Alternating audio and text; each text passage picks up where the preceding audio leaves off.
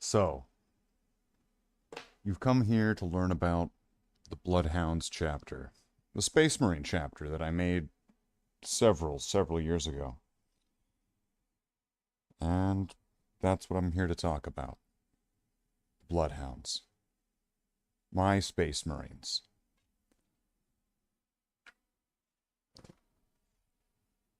Now, this is probably going to be a series of completely disjointed thoughts that have no real planned structure to it. And at times I'm going to be digging through photos to try to give visual references to things, but bear with me and I can try to give everybody a better grasp as to what it is, as to what is the Bloodhounds chapter. Who are the Bloodhounds chapter? Who are these characters? What are they about? What do they do? What's their story? Where did they come from? Where did they go?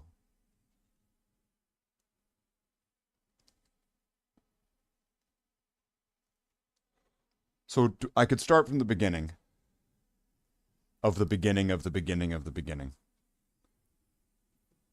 And it could be very confusing that way.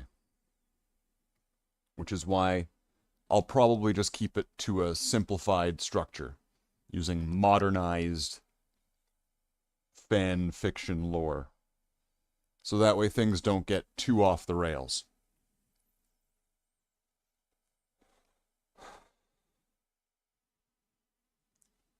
And I suppose that the start of the story might not even necessarily be the start of the chapter. And I'm sure for a lot of people, a lot of them, the main figure that they would want to know more about would be Slaith. Of course it would be. So, maybe that's where we'll start the story. We could start it with Slaith. Even though it's not really how the story is really meant to be told. It's meant to be a disjointed. It's meant to be a...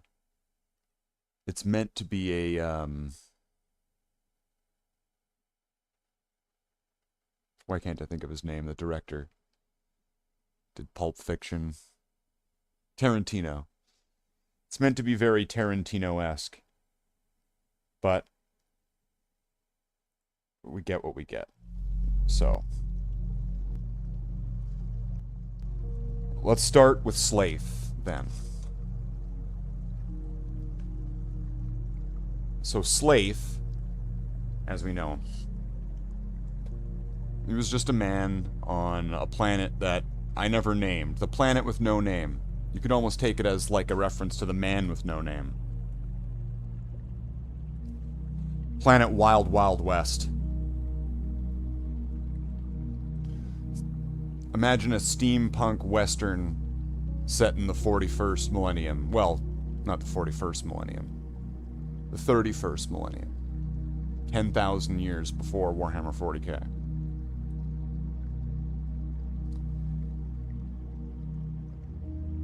And a man is bringing his son into town. When they get to the town, the man brings his son into the saloon. And they sit down and they have a drink. And the man's telling the son,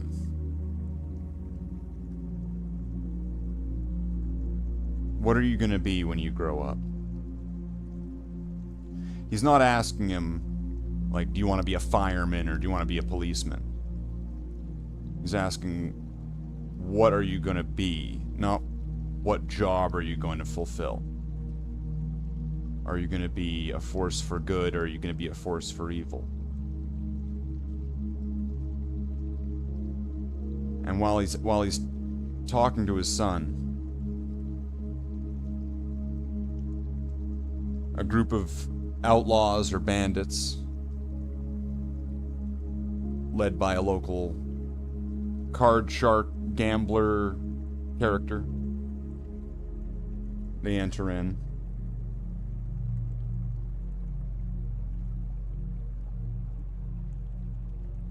And then that was the last time that the boy saw his father alive. So this boy, having to now survive and fend for himself, living in this wasteland of this steampunk cowboy planet, gets a bit of a reputation for himself. Really ingenuitive, really creative, cunning kid. He's able to take care of himself out there where, who knows what. Out there where he could get eaten or bitten by one of the slaiths. Now, on planet Wild Wild West, a slaith is a snake, but it's got 2 heads. Right? Each one of them poisonous, right? It's got 2 heads, a 2-headed snake. And it coils out, it jumps out. And so it's got both heads to be able to get onto its prey.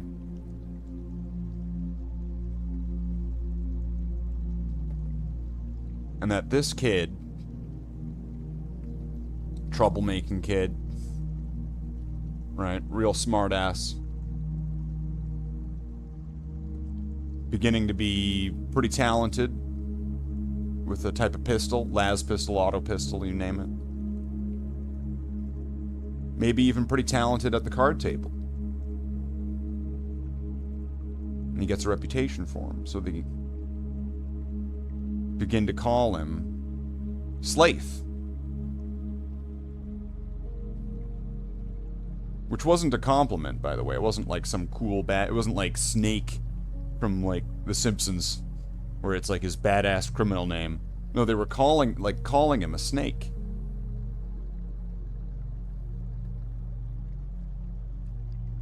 And so this boy, he grows up to a young man.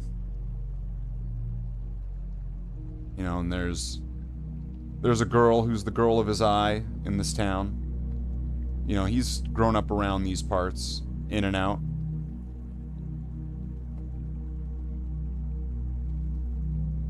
Hey, welcome in, Larry. He's grown up in and around these parts, in and out. Alright, so he's seen this girl. She's seen him. They know each other. There may have been a night under the moon, under the stars. Some night that's just private, just to them, that they have to each other. These two lovers that could never be really together. And Slaith, he comes back into town. And who's in the town? But the card shark, the bandit, the outlaw. The same man who him and his gang killed Slaith's father when he was a boy. So he walks up and sits down at the table, plays a hand, wins some chips, plays another hand, wins some more. Now this card shark, he's seen this before. He knows this. It's a setup. You wind up the sap and then you clean him for everything he's got. But things didn't go his way. And the card shark lost the hand that would have brought it all in. He accuses Slaith of being a cheat. No wonder they call you a snake, Slaith. You're a damn cheater. Guns are about to be drawn. Lives are about to be taken.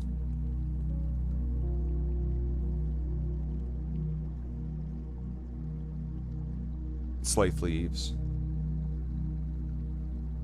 The outlaw, the bandit, the card shark. He tells him he's a marked man. He comes back to this town. He's dead. So he leaves. survives in the wilderness.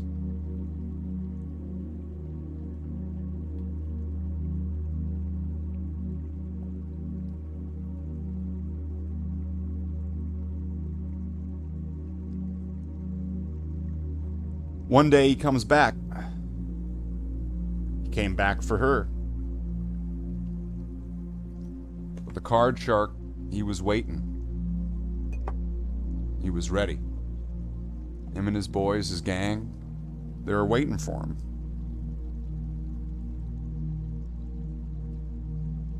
Gunfight opens up in the middle of the street. But not like a showdown at high noon. It was an ambush. And this card shark, he's a good gunsman. He's got a wrist on him. He could hit a flea's dick from a mile away. And Slaith, he gets shot. He gets carried away. He gets carried away by the girl, by his lover. He gets carried away by some people. He gets carried off into the wilderness.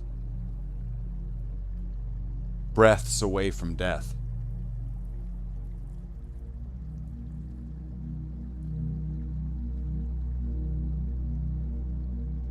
And they bring him to this old woman who lives off on the outskirts, like well past the ash desert, past the rivers, the swamps. She's way out there, out in the middle of nowhere, just a hut, a teepee.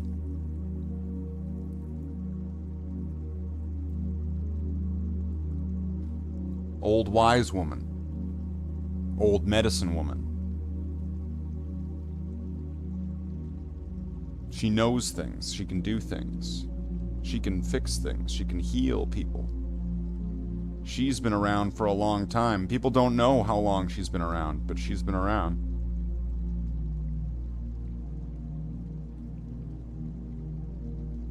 So the girl begs her, please save him. Save his life.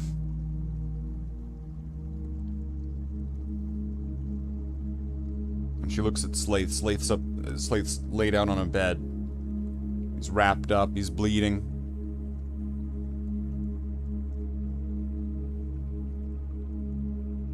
And she tells the girl,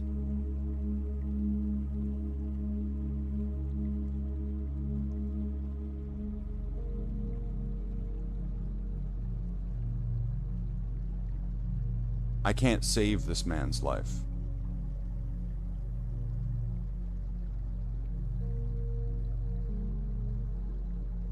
And the old woman goes over to Slaith and she looks at him, looks in his eyes and listens to his breath, listens to his heart. She puts his hand on his chest. Girl, she's pleading. You have to do something. You have to save him.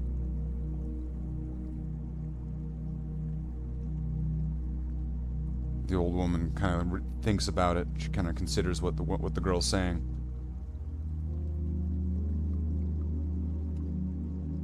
And she tells them to get out of the hut. So they leave. They leave Slaith with the woman inside her teepee.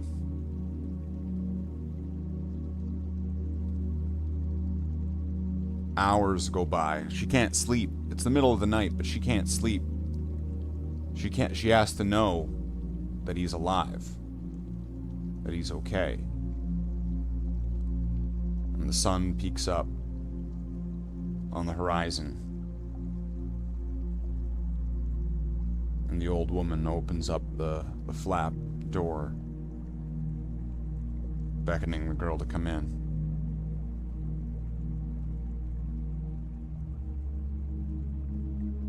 And she sees Slaith on the bed. He's laying up. He's got like a canteen of water. He's drinking it. And she's so happy. You saved him. You saved his life.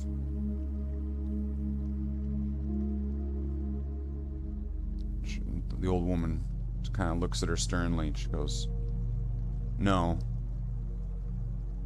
I cursed him. I cursed him to live." She didn't know what she meant. She was just too relieved to see that he was okay.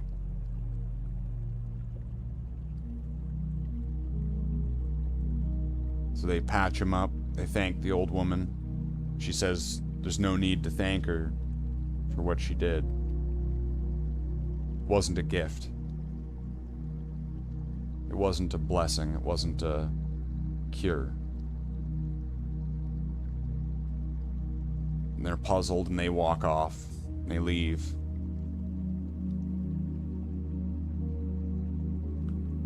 And Slaith goes back to his life in the wilderness, and girl goes back to the town.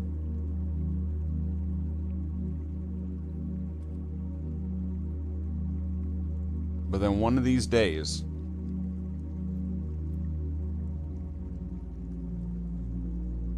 stubborn as he is, he goes back to that town. He goes back to that town for her.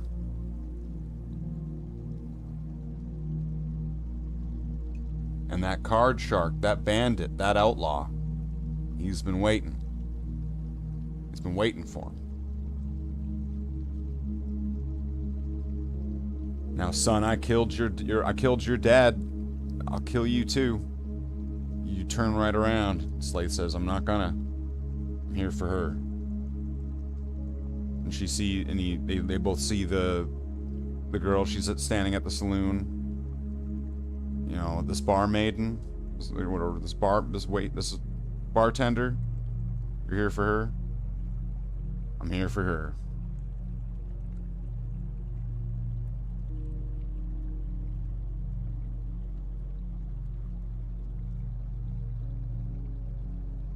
So he starts walking into the town.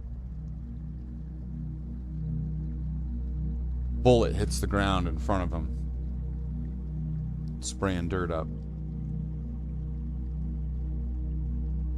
Sharpshooters on each of the roof. A few of the men in his gang went around the corner. It's another ambush. He just walked right into it. Walked right into this one. There's no way you can get out of this one. He's got 3 or 4 sharpshooters on him, 3 men walking towards him. This one guy, he's eagle eye with his pistol.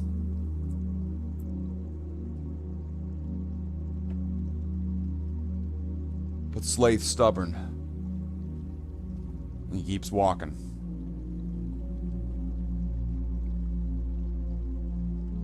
A couple of the men to his side, they draw their sidearms there, and one of them starts to raise it towards him. But he's quick. He's damn quick. He's good.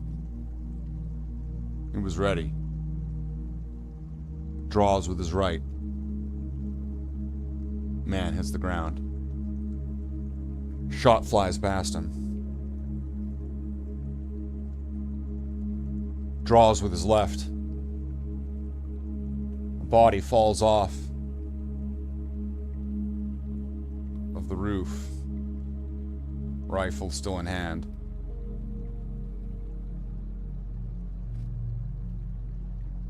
Now, the others, they all start opening fire. Bullets whizzing everywhere. Slaith just keeps walking forward. He keeps walking through it like he's not being hit by a single drop of rain in a rainstorm.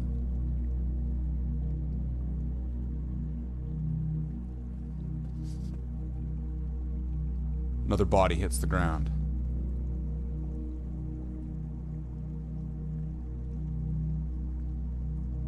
Now, this card shark, he's watching this. He's seeing. Nobody's hit him once. He knows he's better than this. He knows what he can do. Raises his gun right at Slaith, and he shoots. Catches his jacket.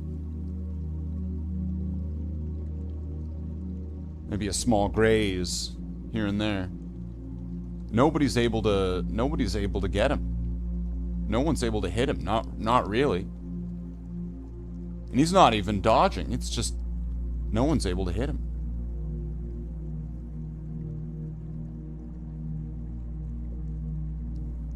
Raises his gun up to the roof. Bang! Another body hits the ground. By this point, some of the boys in the gang, they're turning around because either they're running out or they don't know what's going on. They're shooting at a ghost. This card shark, he sees this. He's seen too many hands get played not to see what's going on, not to see the clues, not to put together what's going on here.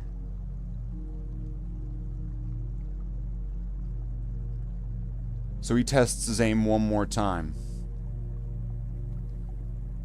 And he points his gun right at the saloon. Right at the girl.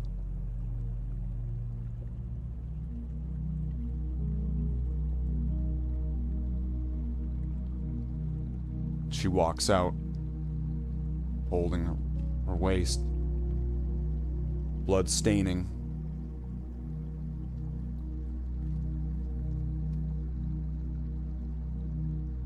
Slaith stops walking for the first time.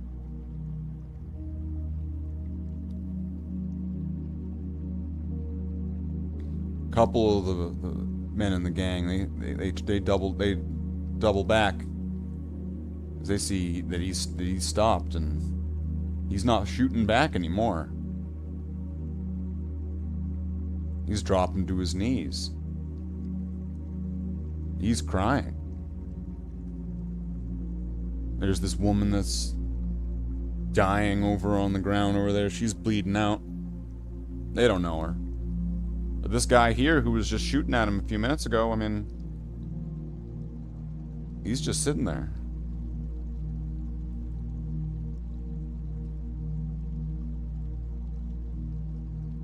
So the card shark and what was left of his gang, they walk up to Slaith, kick his gun away.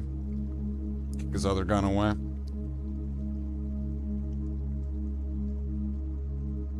And they bag him. They put a bag over his head.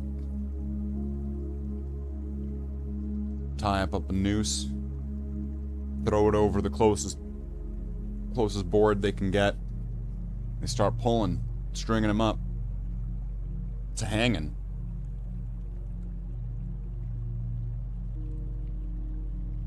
Now Slaith, he's there. He can't breathe. He's choking. That noose is squeezing his neck really tight. He can't see anything in that bag. It's too dark. The only thing he can see is the last thing he saw, which was his lover on the ground bleeding out.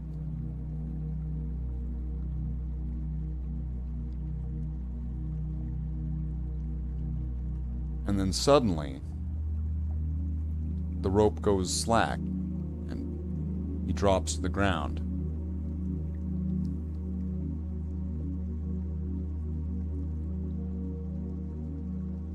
So the man must have let go. He pulls at the rope, weakening it so he can breathe, and he pulls off the bag and pulls off the rope.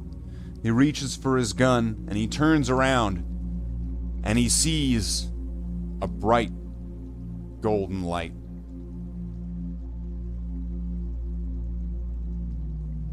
A man or a being of just immense light, power.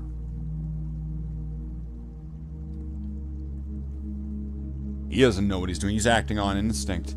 He's raising that gun, and then suddenly he's out. Out cold.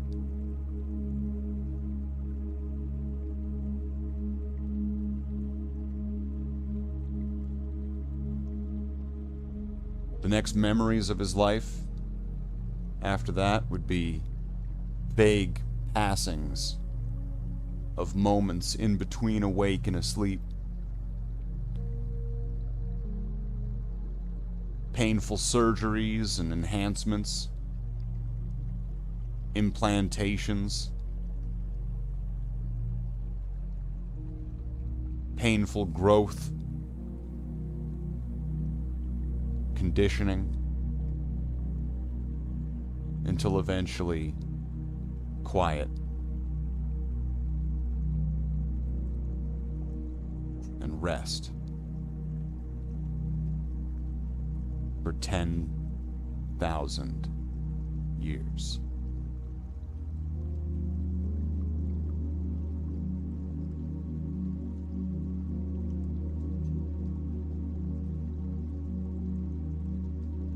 Okay, maybe not 10,000 years.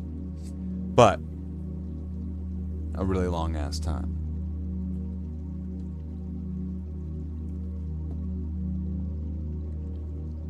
So Slaith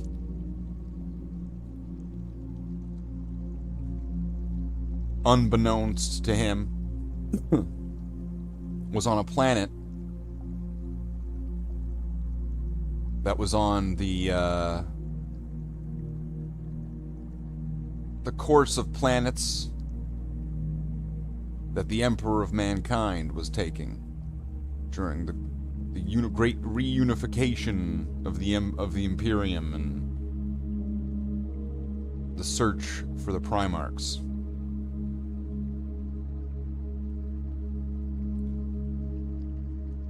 And so the Emperor, walking on this planet with no name, planet Wild Wild West, while reunifying this planet with the greater Imperium, with humanity, discovered this boy, this young man, with a great, stubborn will, a will to live. And he sensed something in him. Something he wasn't quite sure. So he was taken back and brought into the Shadow Legion. Now, the Shadow Legion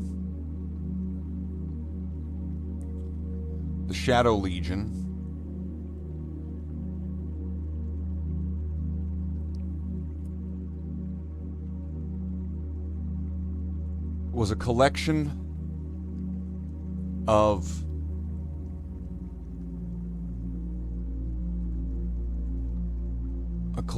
individuals with unique talents and abilities, transformed into mighty space marines for one purpose. So the Emperor of Mankind, at one point in his master plan, along with his master geneticists and best friends, created a pantheon of demigods that we know as Primarchs. Exactly how many of them he made, I'm not going to get into that debate. Well, he made 20, Slaith. Really? What about Omegon? Okay, he made 21. Well, then is there 20 or 21? Well, they're the same person. How many did they make? We won't get into that. That's not the point of the story. It's not how many. How many is irrelevant. What's important is what happens next. So the Primarchs were scattered across the galaxy.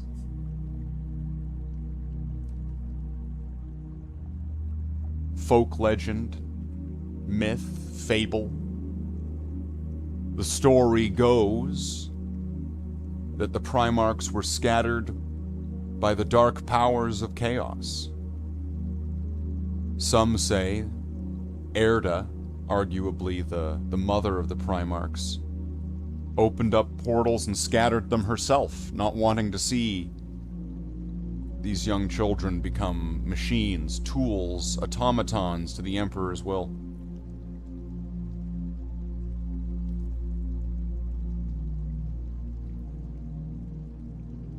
And so the Emperor set out to find his missing Primarchs, his missing tools that he needs to achieve his goal. And with the remaining information and genetic material he had left, he created the Space Marines. The Space Marines.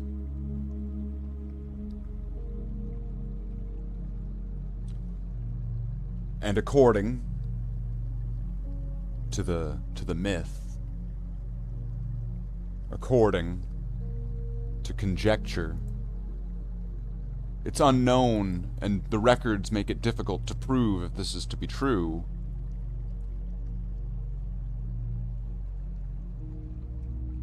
that the Emperor created something else. Using the combined genetics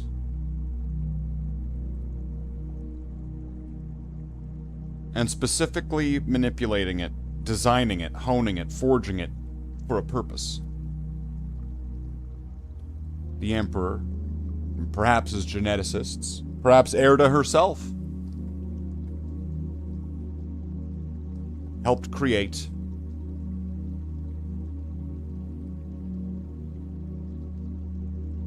a clone.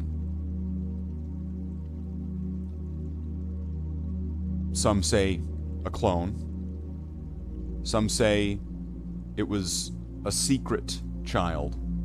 If Erda had actually given birth literally, not figuratively, to these Primarchs,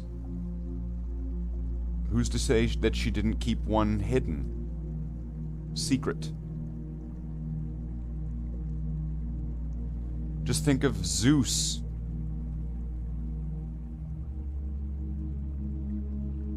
The story of Zeus. You hide the child from the monster.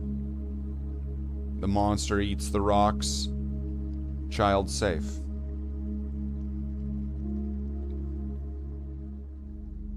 Slaith, who is definitively the strongest Space Marine? Oh, okay.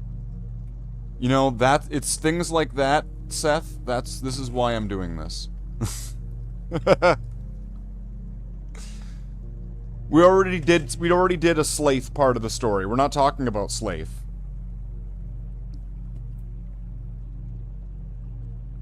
If you want the Slaith part, you're gonna have to rewind to, like, the first 30 minutes of this.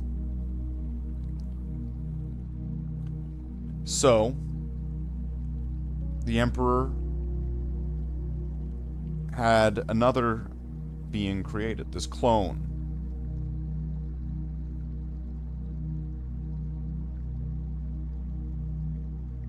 Could we call it another Primarch? Would that be right? Would that be correct? We'll go without labels.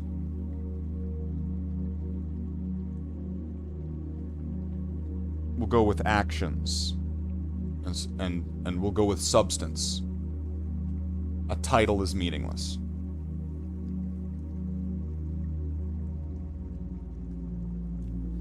So he created this being, like a dowsing rod, like a metal detector. Created this being from the genetics of all of the other Primarchs that were created, combined into one, to find, to track down, and to bring back the missing Primarchs. With a deep need to find them. This being would be a tool for the Emperor to find the Primarchs.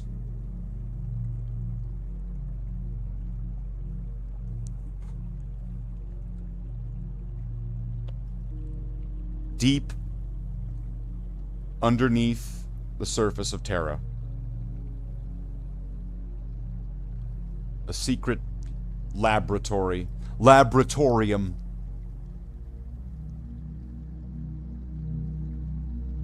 housing canisters,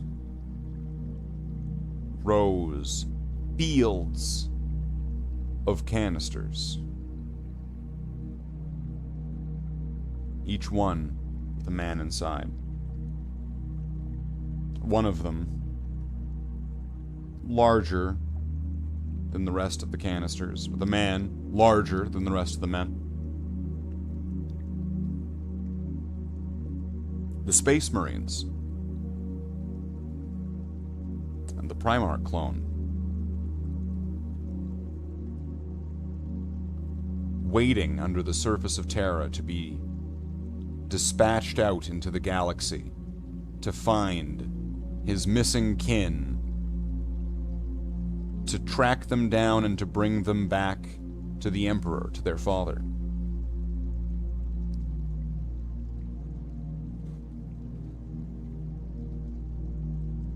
A little bit of time passes.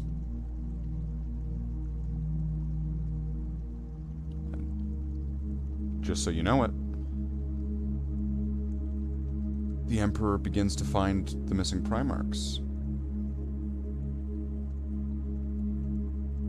One by one after another.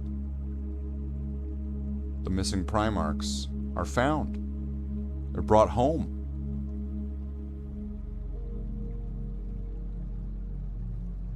The dowsing rod tool isn't needed anymore.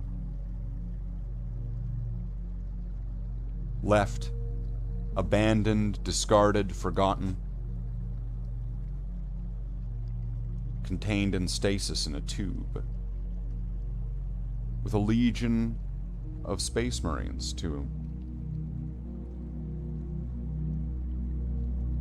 Fused with his genetics, the same techniques as the rest of the Space Marines.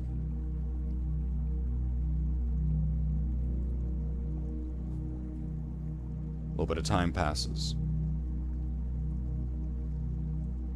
Horus Lupercal is wounded by a demon weapon. A little bit of time passes. The crew of the Eisenstein, traveling through the warp, is attacked. A little bit of time passes. Battle of Kadab, right? A little bit of time passes. And suddenly, this conflict is brought over Terran soil.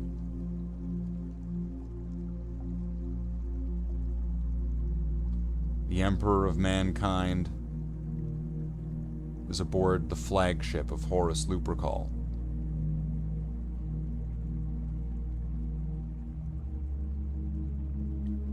Deep under the surface of Terra, in the laboratorium, Tech Magos and servitors work furiously to try to awaken the Primarch clone and the Legion from stasis, to get them ready and in fighting fit form, to get them to the surface. They could change this battle. Fresh soldiers, right on the front line. The battle could be won today.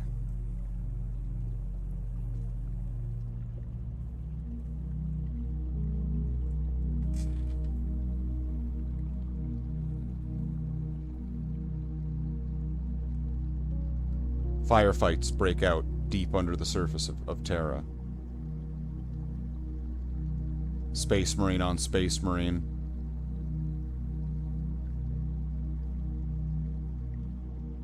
Traitors and the forces of chaos fighting loyal humans to the Imperium and to the Emperor.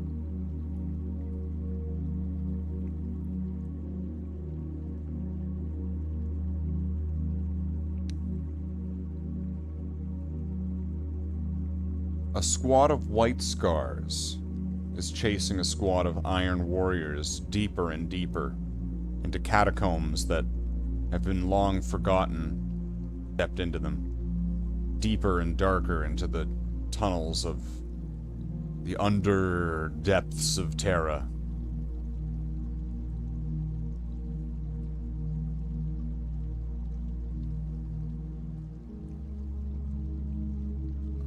Retreating back and finding an access door. The Iron Warrior Marines, they walk in, entering the laboratorium containing the Shadow Legion and their clone Primarch. Demanding answers. Shooting servitors and wounding people. The Iron Warriors begin to tear this place apart until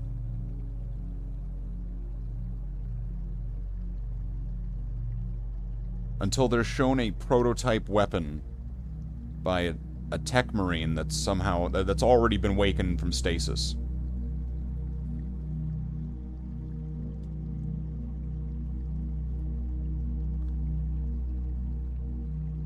Fascinated by the weapon,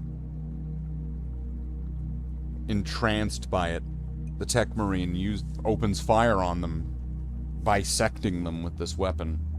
A prototype assault cannon. Not really ready for field use, but clearly effective.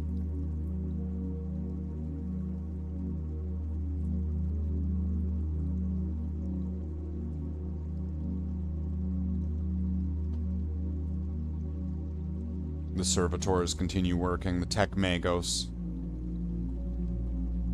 analyzing the battle on the surface, seeing discrepancies in the time catalogs between different areas. Time is moving differently in different parts of the planet. He can't explain it.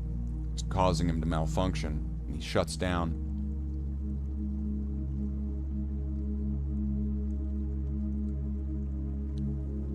And the White Scar Space Marines chasing after the Iron Warriors run into the room, run into the laboratorium. They see the Iron Warriors dead on the ground. The dead servitor. And the field of canisters with people inside.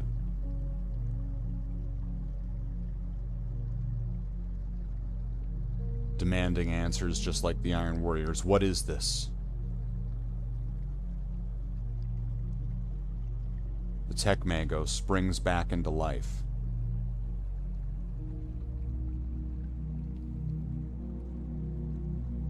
Whirring around and approaching the White Scar's sergeant, identifying him by his markings, knowing who he is by name. Welcoming in a loyal soldier and servant of the Emperor, explaining to him exactly what this is.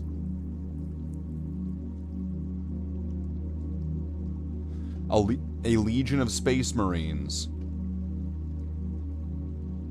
that was meant for a single purpose, but is being awoken now to try to turn the tide, led by their own clone Primarch. The White Scar Sergeant didn't need to hear any more.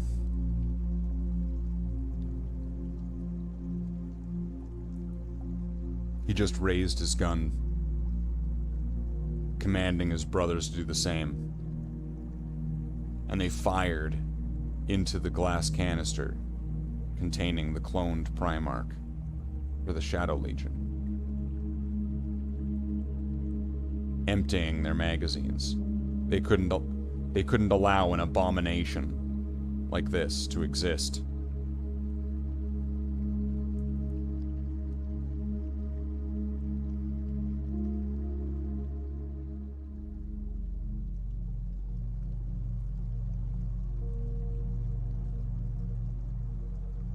The clone walks out from the canister,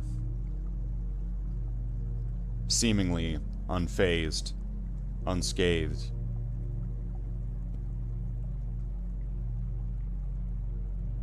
A primal look to him. A man who had never had a chance to grow up, to learn, to speak, to be a person. Being a person for the first time.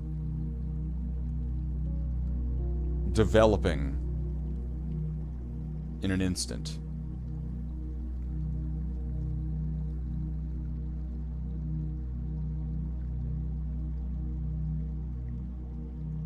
With a flash of blue in his eyes. Seeing the White Scars with their guns raised, with the malice and intent in their mind. The cloned Primarch with blinding speed.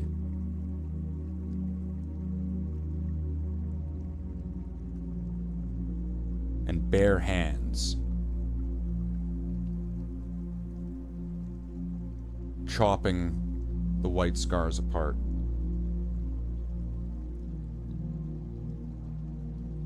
It would appear like a lightning bolt, a blur.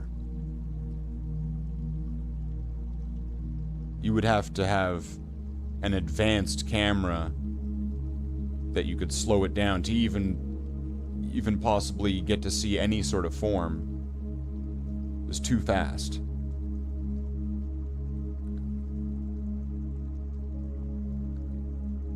So the Tech Magos,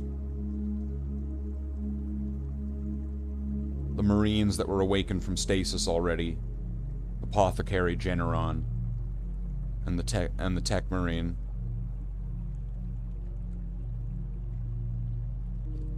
They stare with a sort of dreaded curiosity of what was going to happen next. Was this cloned Primarch going to kill them too?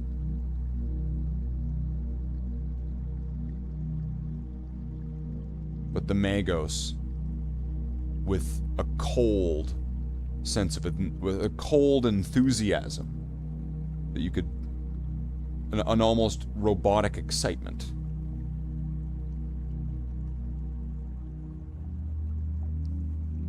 approaches him without any sort of concern. Clearly a calculated risk, one that he figured was in his favor.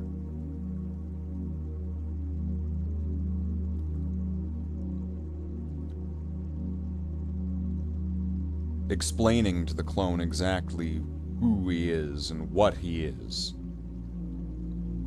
and what he's meant to do, leading him to a series of monitors. Faces flash on the screen, names, symbols, places, planets. The cloned Primarch staring and analyzing, absorbing all of the information, staring at it with a needful fascination. Seeing pictures of the other Primarchs.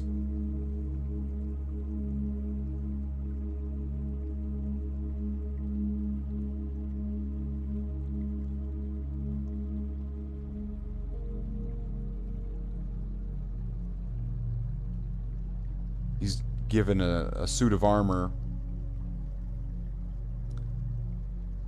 and is suited up, and in the course of the rest of his legion being awakened from stasis, he's begun to be able to form very, very intricate sentences. Clearly, he's developed a lot. His mind is very powerful, and he's immediately able to understand, comprehend, adapt, and participate in communication. Perhaps it was innately just trained into him genetically, genetic memory.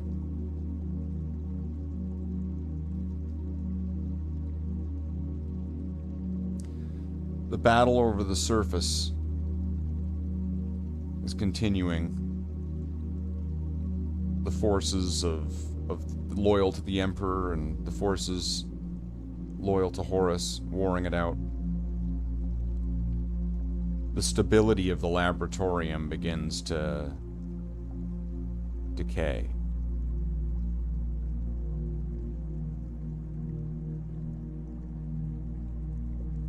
The ceiling over half of the laboratorium begins to decay and crumble.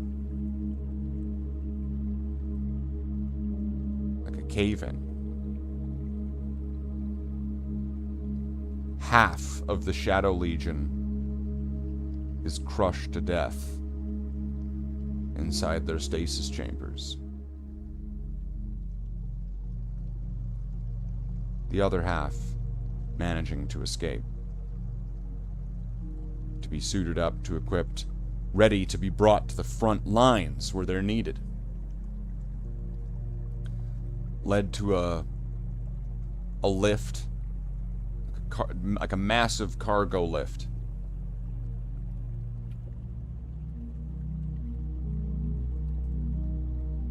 The Shadow Legion pile in, ready to ascend to the surface.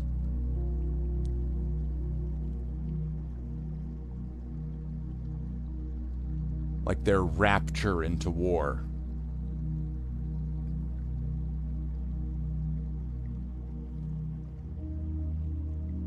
The war still raging overhead. The doors to the surface for the lift begin to open. But one of them is struck from weapons fire, damaging the door, breaking it, causing it to plummet down the elevator shaft.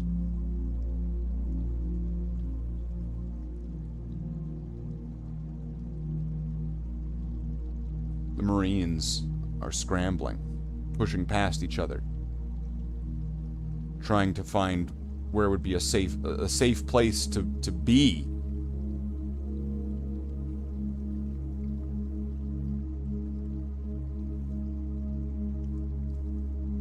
And the Primarch clone, sensing this, using his power of his mind,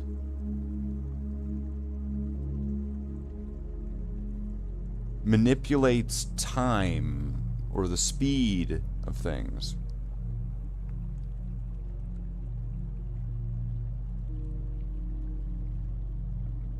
It's kind of unclear why he did this.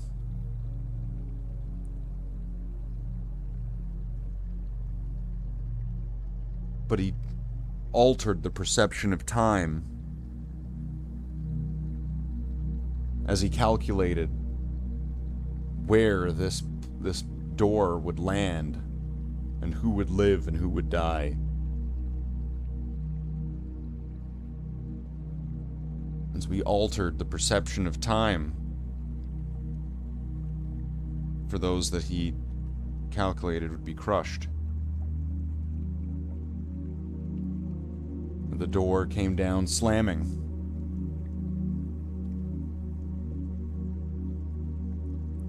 Crushing about half of what remained of the Shadow Legion.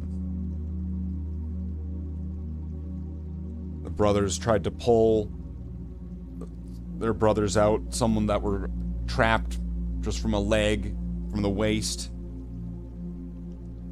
saving who they could. The elevator reaches the surface.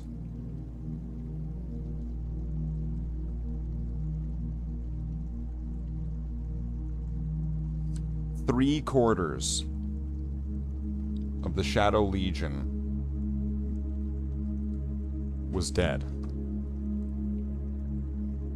And the Legion hadn't even seen, really, its first step into war.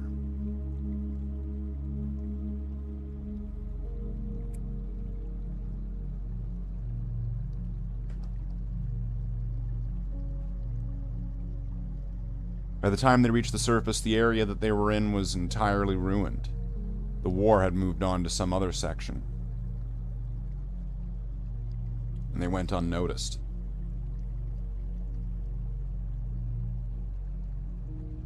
The Tech Magos, still accompanying the cloned Primarch, beckoning him and guiding him towards a certain manufactorum. The Shadow Legion, following suit.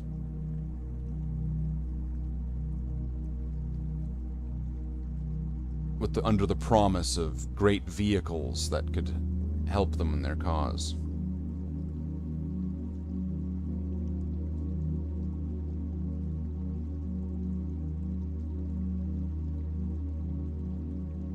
Upon their quest to the manufactorum,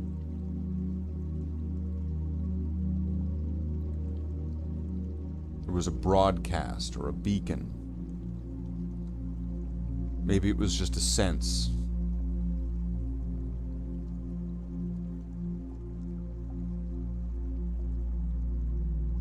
The Emperor of Mankind had fallen. Aboard the Vengeful Spirit.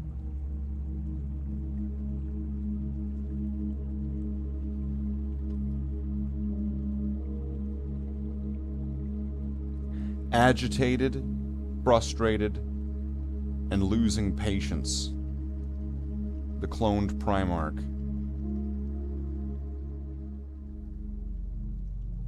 threatened the Magos. The Magos, in a cold and calculated way, indicating that he did not have the ability to change the course of time.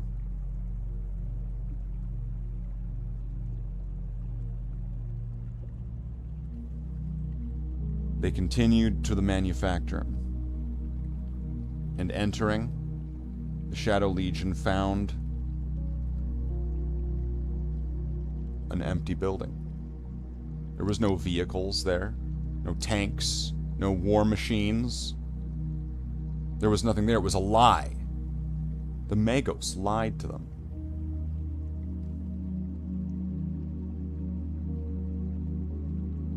The Primarch had had enough. You had promised us great vehicles.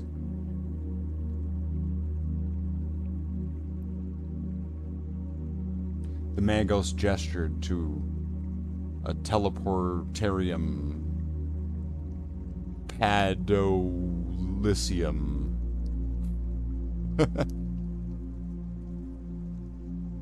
Telling them that their vehicles weren't here. They would have been too easily raided and taken by the traitor forces. Their vehicles were up there, in orbit. Great cruisers.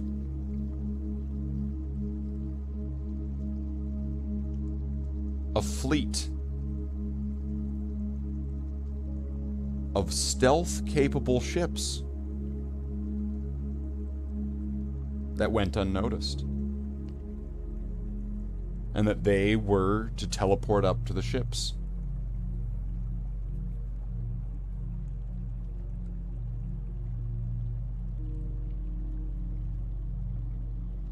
And they do. They teleport up to the ships.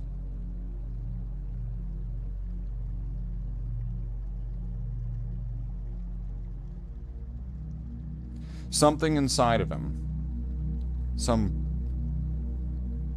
something maybe programmed in by the Emperor, maybe his conscience, a great guilt inside of him, knowing that he could have helped to save the Emperor, to save his father. But he failed. He was born into failure.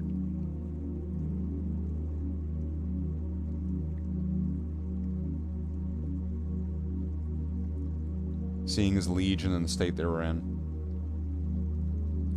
he ordered their ships to the outskirts of the northeastern section of the galaxy. Unmarked planet, uninhabited.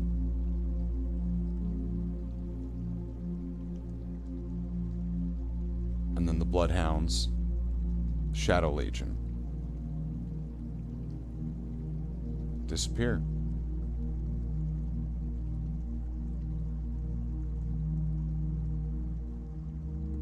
I mean, no one ever saw them, but they disappear. And they arrive at this planet, a planet called Talrak.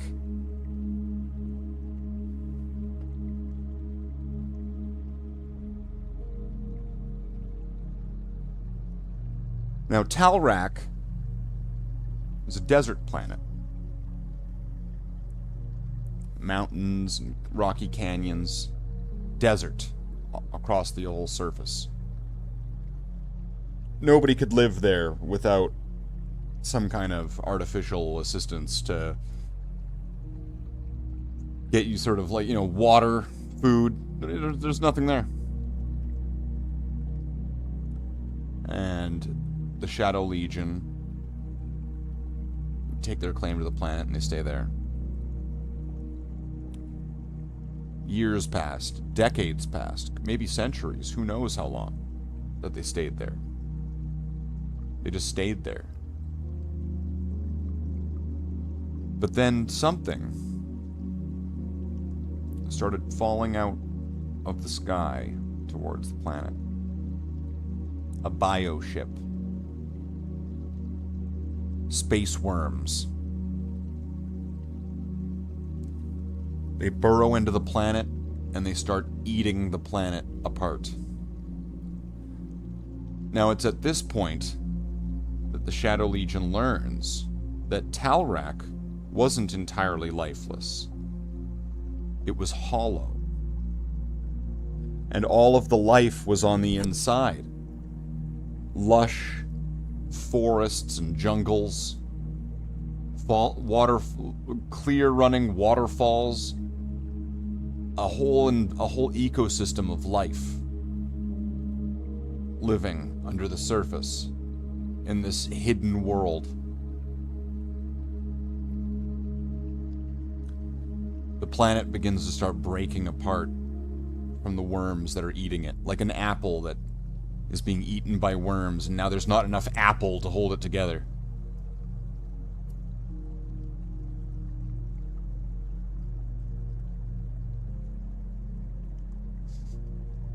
The earth begins to crack under them. And these green crystals protrude and break out of the ground, breaking rock and steel. Life runs out of the fissures.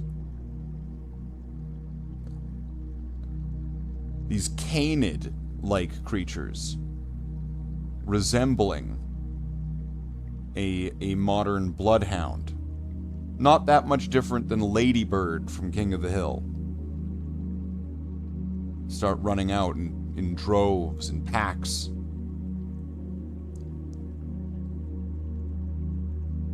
Instinctually running right towards the Shadow Legion Space Marines, right towards their ships, running right on board.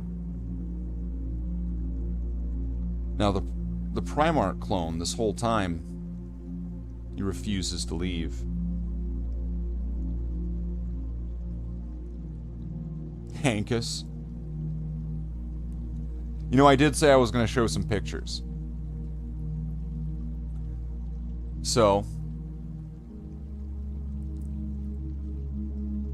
the Bloodhounds run onto the ships.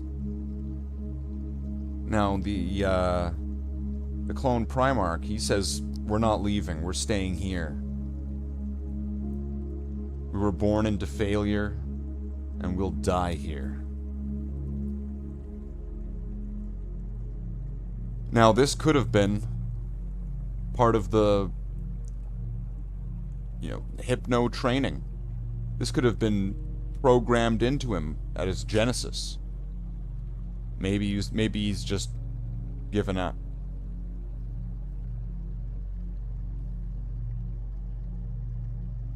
But something reaches out to him. Someone reaches out to him. Some things, someones reach out to him. They can't have him die here. He's too valuable to them.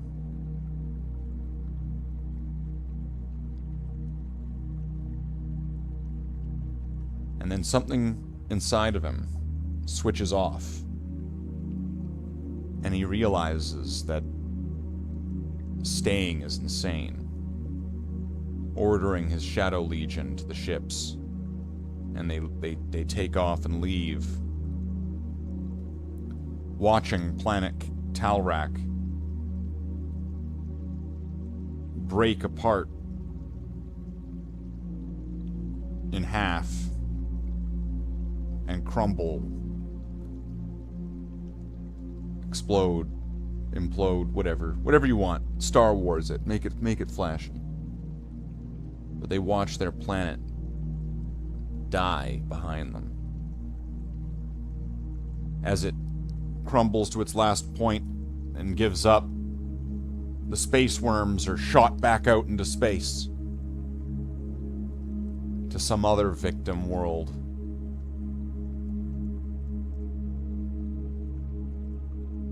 Rock and debris and green crystal everywhere.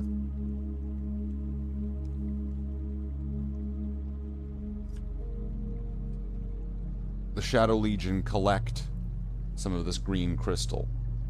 They call it Talrasite after planet Talrak. This rare mineral that existed, as far as they knew, only on their planet, on this planet. And they save it. And go off into the galaxy again.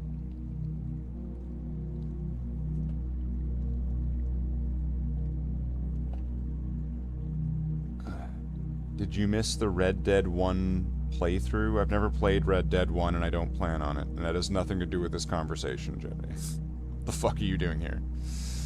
So,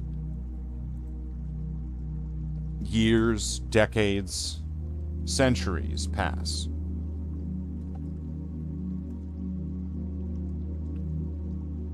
The Shadow Legion, who have now taken on these Canids as pets, companions, their own tools, an extended family, the last survivors of Talrak.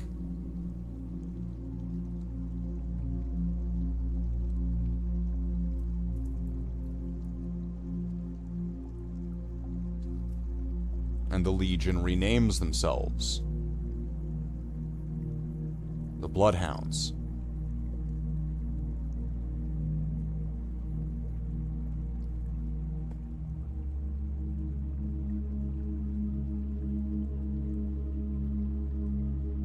Planet to planet, world to world, system to system.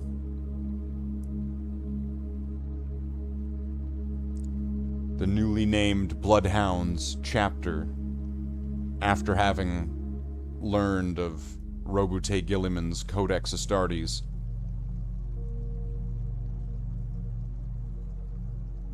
find themselves in place to place, needy people needing saving.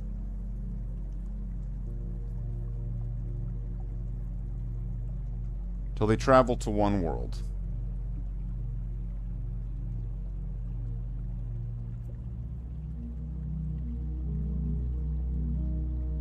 a Necron tomb world.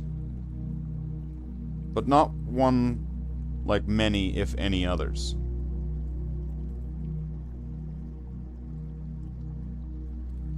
When they get there, they find a massive machine. They don't find alcoves, tombs, catacombs. Not a single Necron warrior or scarab. Not one bit of Necron mechanical life, as you would call it. But a great machine.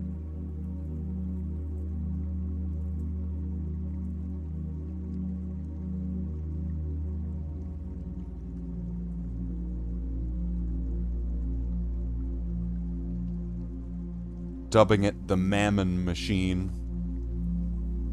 analyzing what it did. The Primarch, curious to the puzzle, examined it, unintentionally activating the device, locking him into it, bringing his consciousness, his awareness, his mind, his soul, perhaps, into the real Necron tomb world. Well, a virtual Necron tomb world.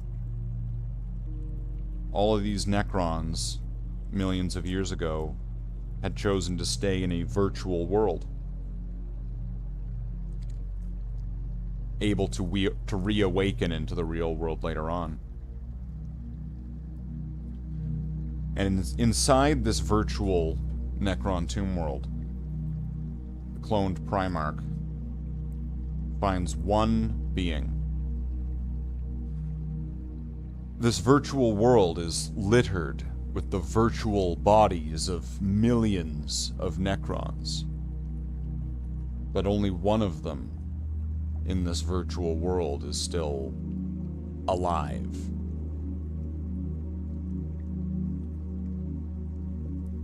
Driven absolutely insane over the millions of billions of years.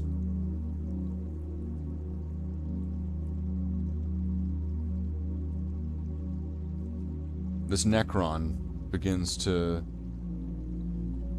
take interest in the cloned Primarch. Someone new.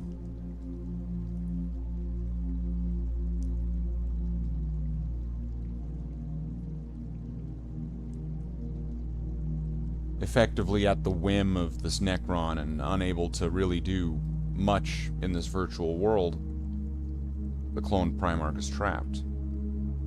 Outside in the real world, the Marines are all contemplating on how they can free their cloned Primarch from the Mammon Machine.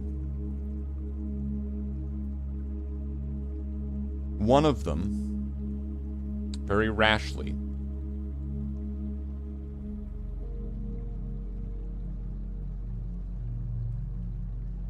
grabs onto the machine and begins to tear away at the pieces. The horrors of millions of years trapped in a metaverse? Yeah, he's getting it.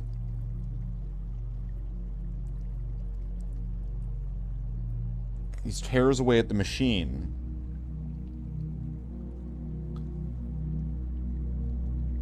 This causes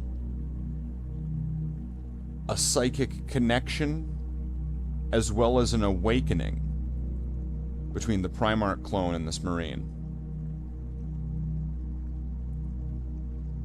where he's able to pull the Primarch clone out of this virtual world and back into consciousness. But at the same time, this caused an awakening in the Marine, which his latent psychic abilities emerged into psychic puberty, where he now was becoming a psyker.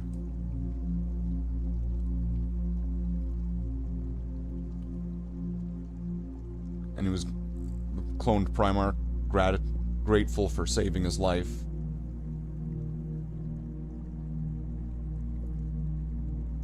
Thanking the Marine and taking him into his retinue of sort of an inner circle.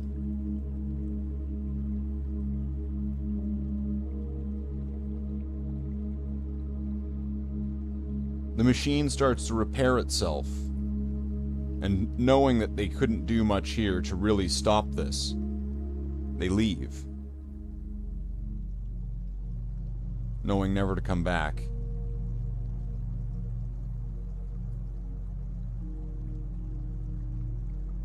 And this young Marine,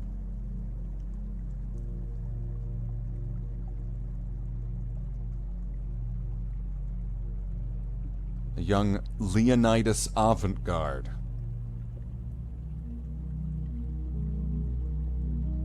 Leo, as people would call him, quickly became a close friend, a confidant, someone that the Primarch could talk to.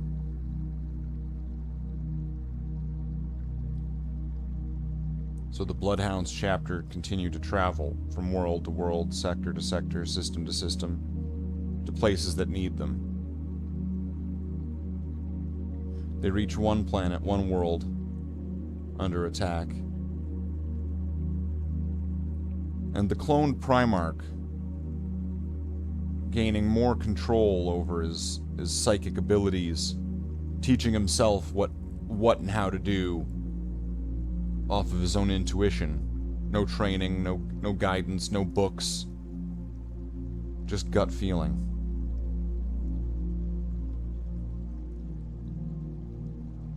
With blinding speed and precision, whirling around the battlefield like a storm.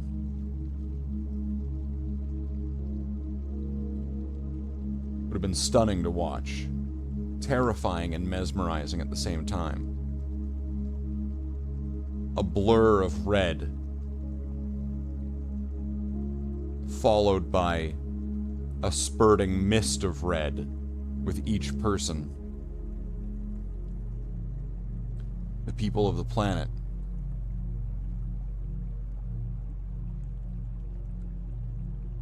This red, sandy planet, frequented by tornadoes, these red dust storms. They called him Arrow, which is what they would call the red dust storms. And so, after that, he took on the name, and he became the Primarch. The cloned Primarch was now Arrow, the Whirlwind.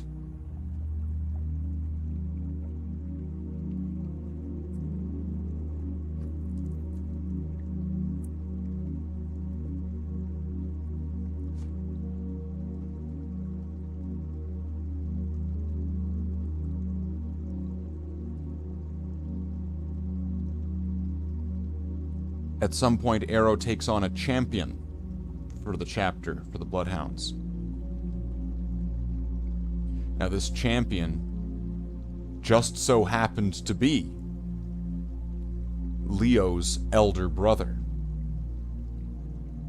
Irie.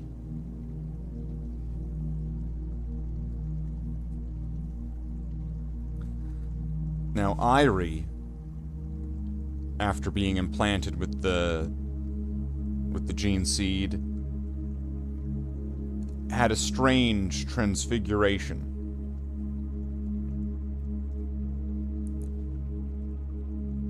He ended up growing a pair of feathered bird wings, angel wings, coming out from his shoulders, or from his shoulder blades. Irie, an incredible swordsman, tactician, mathematician, statistician?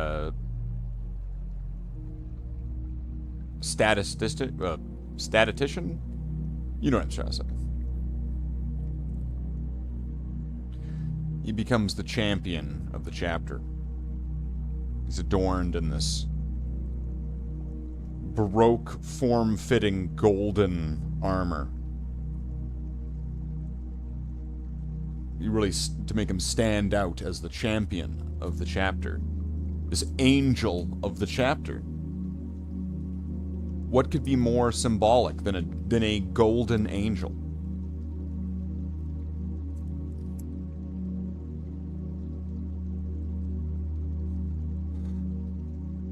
And so the Bloodhounds continue to travel place to place, planet to planet, until they reach the hive world of Necromunda. The Primarch goes to the planet, reasons that he doesn't explain.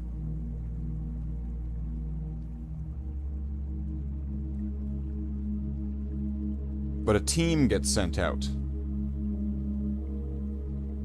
A team of Space Marines to hunt down a monster that's prowling the Hive City streets.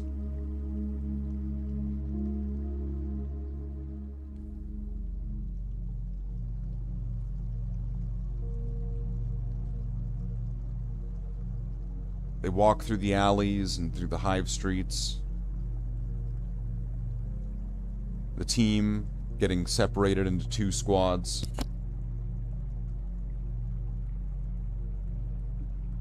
One of the teams finds out that the other team has been massacred. But not just massacred, their bodies desecrated. Torn apart. This monster, this animal, this beast. And then they become face to face with the monster. A bloodthirster of Khorne that's been prowling the streets of Necromunda. This team of Space Marines, they try to fight. They fight, they hide. They fight some more, they die.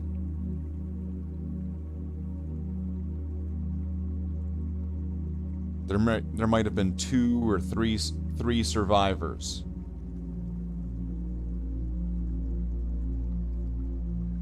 One of them firing at the bloodthirster. The other, the corporal of the squad, at the mercy of the bloodthirster. His body broken, lifted up by the wrist.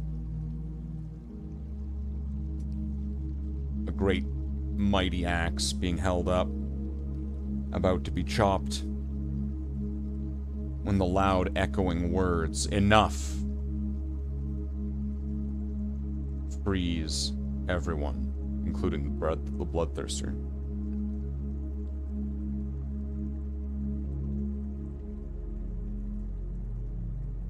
Bored with his plaything, dropping it to the ground, the bloodthirster turns to see Leo, Leonidas Avantgarde,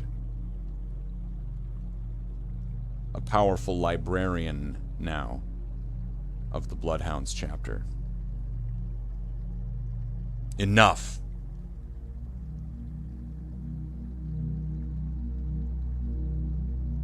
The bloodthirster, walking confidently up to the librarian, mocking him, telling him how he's going to enjoy just ripping his body, feasting upon him, mocking the librarian for being powerless, for being weak, and for not being able to destroy him.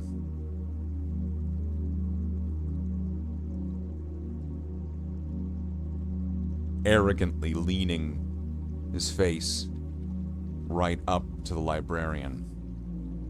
bringing the demon within range.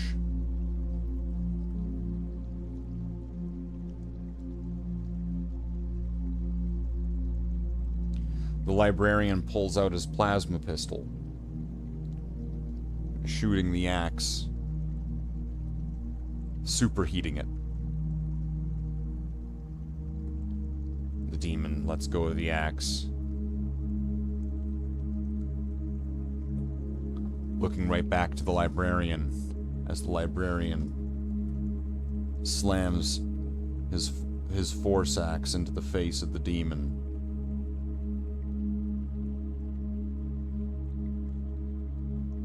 And the demon was destroyed, unsummoned, sent back to the warp, banished, collapsing into an ash ball with a symbol of corn on it made of blood, until that disappeared into nothing.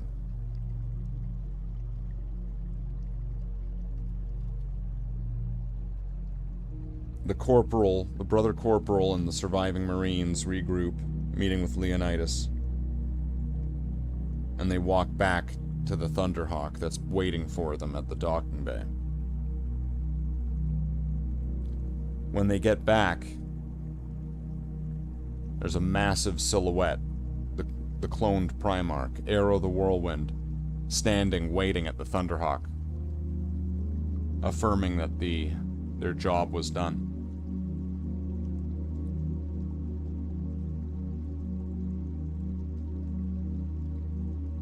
Interested and perplexed that the mission had a survivor.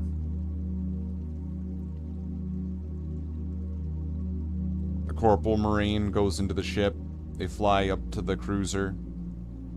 He's given medical treatment. Later, the Corporal wakes up.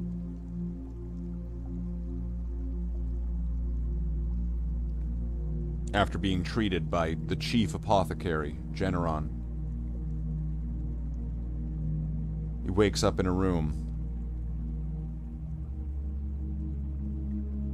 He thought he was alone, but Arrow the Whirlwind, the cloned Primarch of the Bloodhounds, sitting there.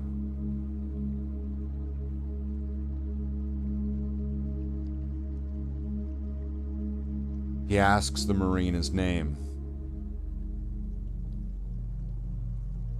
Slaith, the Marine says. Slaith, the Primarch asks back. That's a strange name.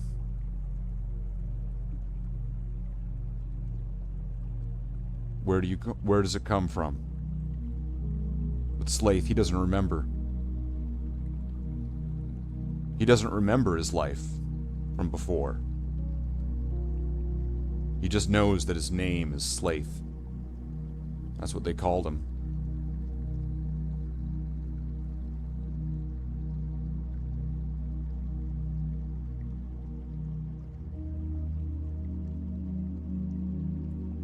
So the Primarch, Arrow, the Whirlwind,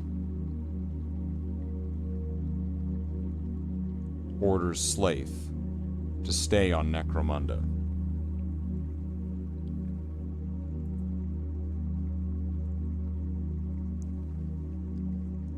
But he also orders him that he can't tell anyone why he's staying on Necromunda.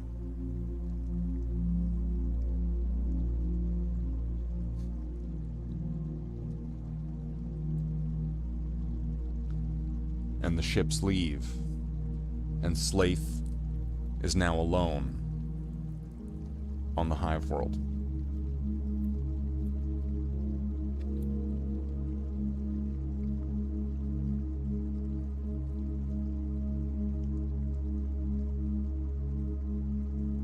Slaith's adventure on Necromunda begins rather typical.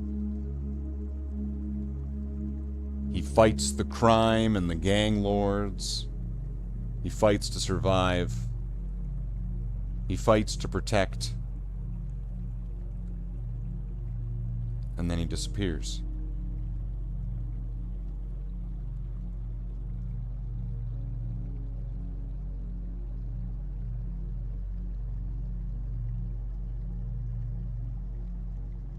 Until,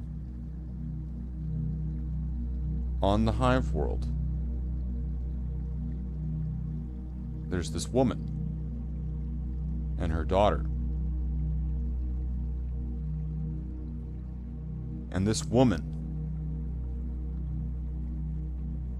she must be insane. She's telling Slaith that this girl, her daughter, is his child. Now this woman looks really familiar to him. He doesn't know who she is, just that she looks so familiar to him, like some woman from another life that he doesn't remember.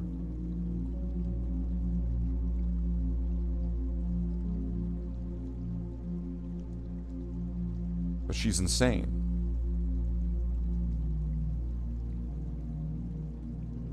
He can't take care of an insane woman and her daughter. Not on this world. Not in these circumstances.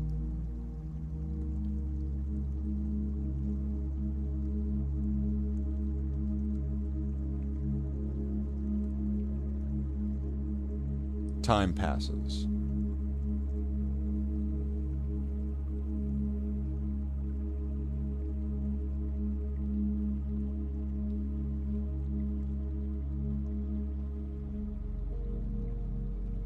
And crime lords come and go.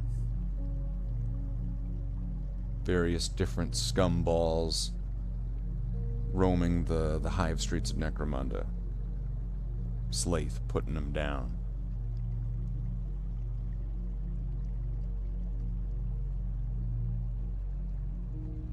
Until this really greasy individual, pinstripe suit, slick back hair, real mob sort of guy, he takes over. Comes in from off-world.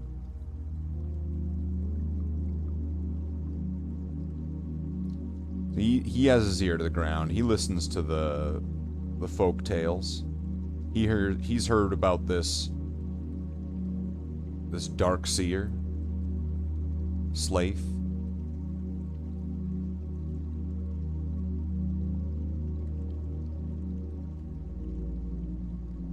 And he's heard that there's a certain group of people, a certain, I don't know what to call it, not quite a gang, but a certain group of people that he's kind of favorable to, that he takes care of. He protects these people. They're like the people on the junk planet in Soldier, right? With Kurt Russell. They're like his junk people. They take care of him, he takes care of them.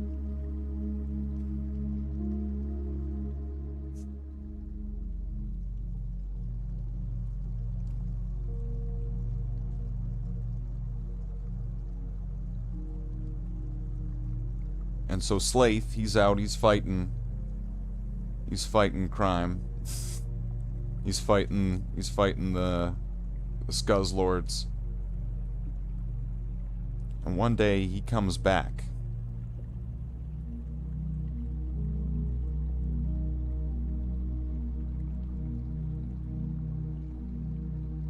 And the woman and her daughter were taken.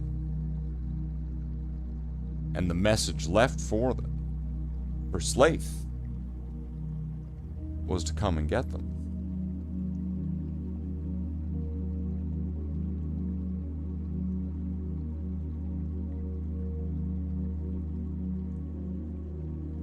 So he travels, he goes, and here's the Grease Lord's lair.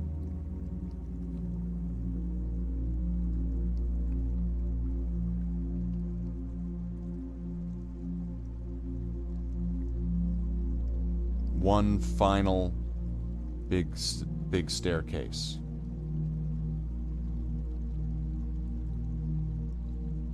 And Slaith's walking up the stairs. Greaseball here. He's smirking up a storm. He sees this knight in shining armor coming. He's got the woman.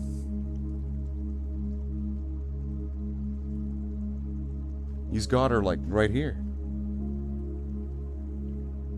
You came for her. If you want her.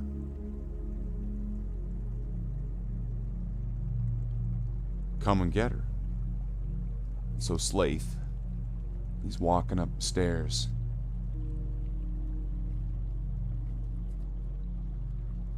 He's seen so many people die over his life. People he's tried to protect, brother space marines, his enemies. He's seen lots of people die.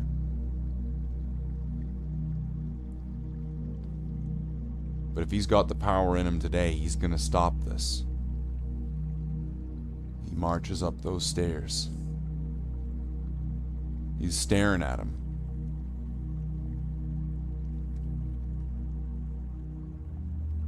Guy's backing up to the edge of the balcony, railing behind him. Slaith walking up. He's gonna stop him.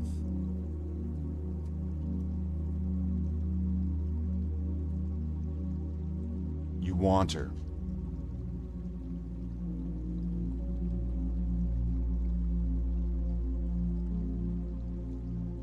Come and claim her. Stabbing the woman. Tossing her behind him. Flying over the railing.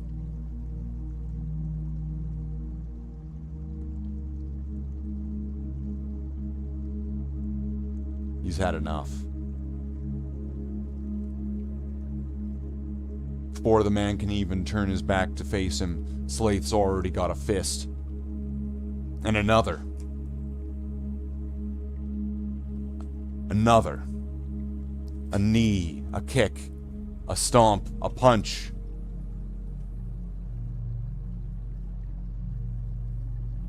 The man's form ruining and reckoning. Destroying further and further under every blow.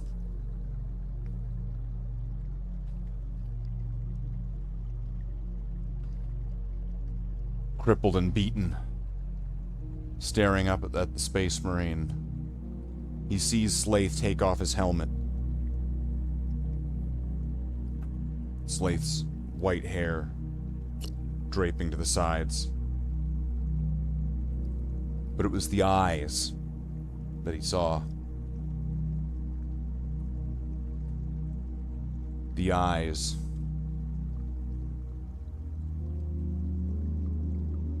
When time comes for you.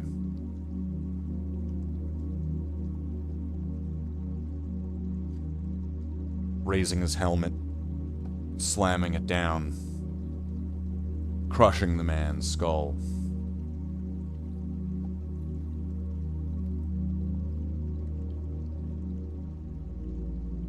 He finds and he collects the woman's daughter.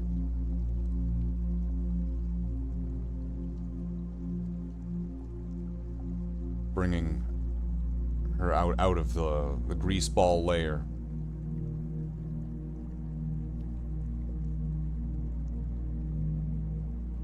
Before setting the place ablaze.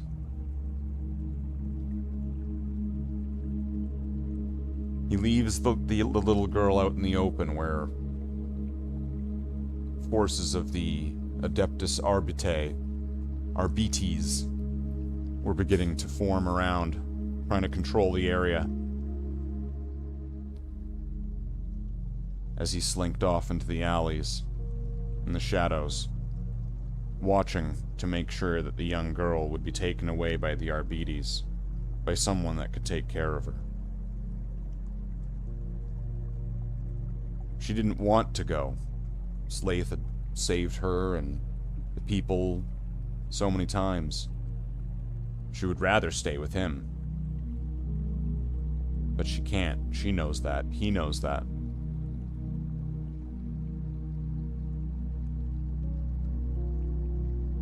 She walks off with one of the Arbites. And Slaith disappears into the shadows. His Shadow Legion tech blending his armor into the darkness.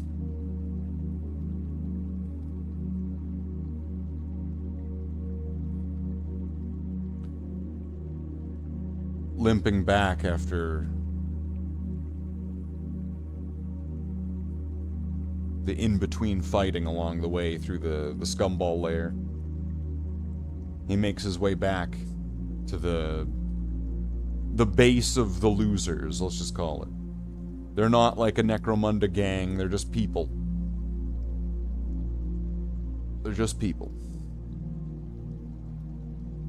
But just before he makes it back, he can see a mist, a smoke,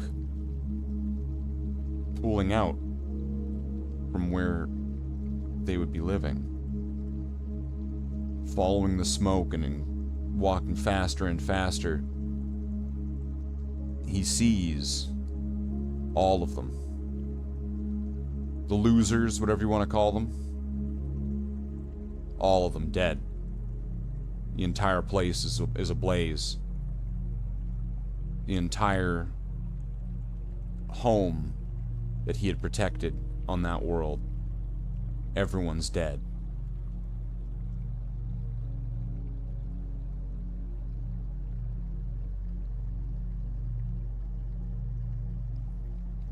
So he packs up what he can, and he leaves.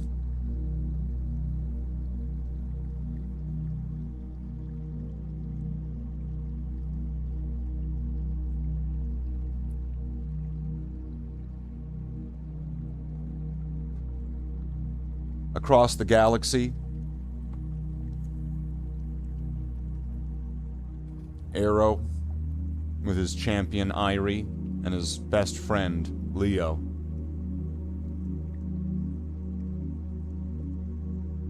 Command and lead during several different battles, campaigns, crusades across various planets and sectors.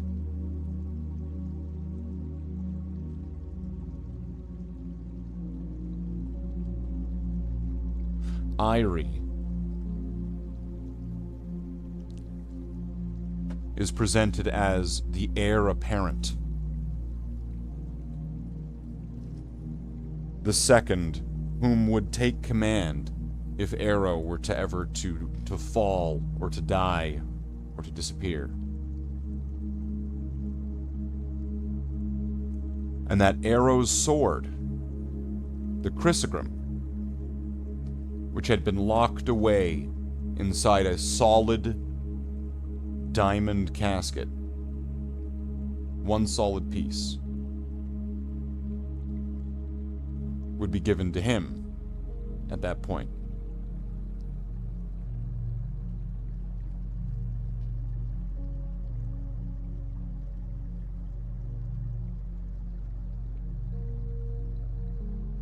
Now at some point along the way,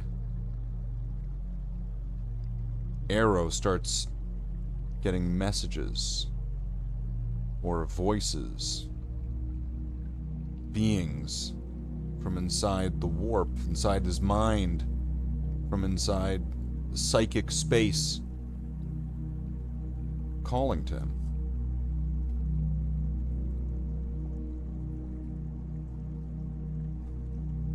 Telling him how he can find his family, his brothers, the Primarchs.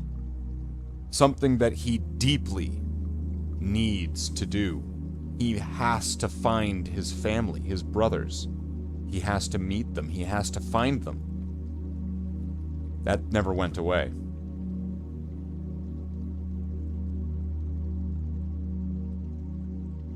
Using his psychic powers, he's able to manipulate time. And he sneaks aboard a small craft, exiting the greater cruiser. By the time the area of control of his time manipulation dissipated, his ship was already too far away to do anything about. And Leo watched Arrow's ship, whether it was a Thunderhawk or Warbird or something, travel through a spontaneous warp portal. Impossible. It just opened up by itself. There wasn't a navigator or any sort of psychic quiet. It just opened and swallowed his ship up. And he disappeared.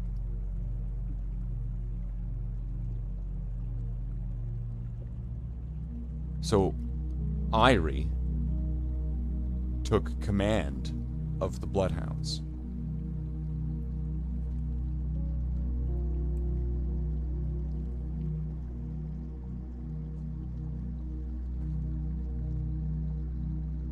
Now, there's a few parts in here that I might have left out that actually would be key to the structure of this, so I'm going to have to go back a bit.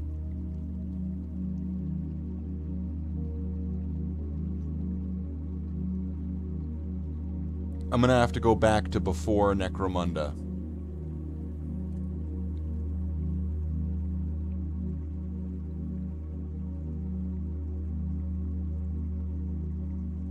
So the Bloodhounds find a derelict station. Ancient technology.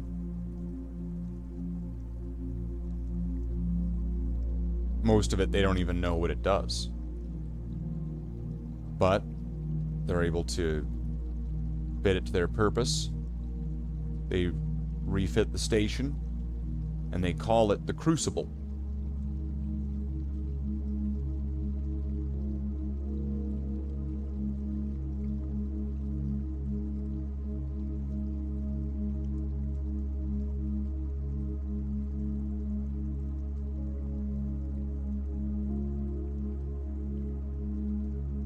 At some point along the lines of their many different adventures,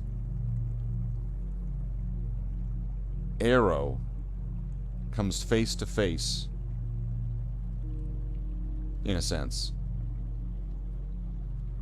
to a giant masked demon.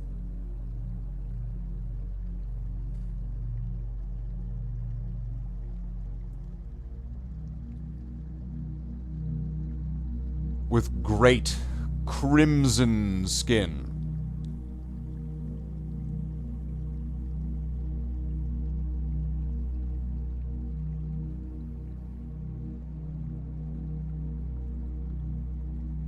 Now, admittedly, Arrow, at this point, has probably won most of his fights just because of the shock and awe of the speed of his psychic ability. But it's unfocused and untrained. So when going against this giant crimson-masked demon, he's easily outmatched. Like a chess master playing a novice.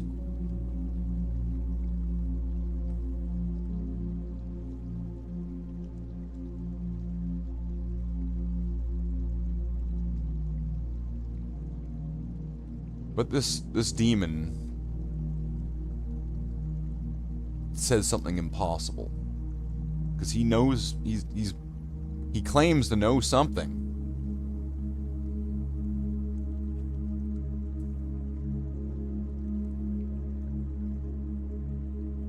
And he claims that he is Magnus the Red. Arrow doesn't want to accept it. He can't accept it. His brother's not a demon. Now, for clarity, because I don't want to confuse anybody, this is a shard of Magnus the Red. It is just one of many shards of Magnus the Red. Just for clarity.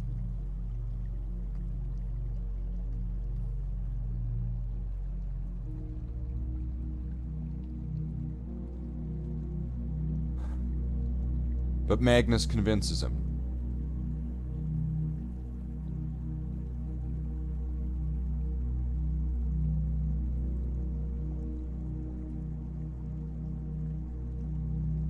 And for some reason he chooses to let him go.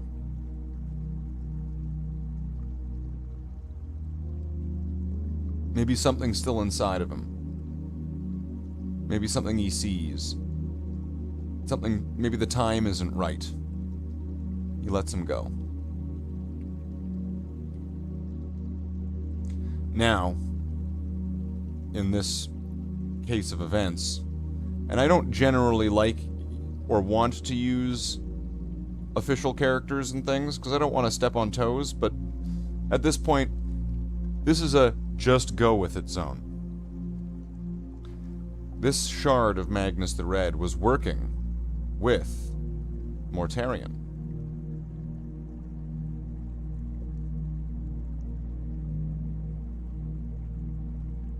And Mortarion was very interested to learn that he had a little brother.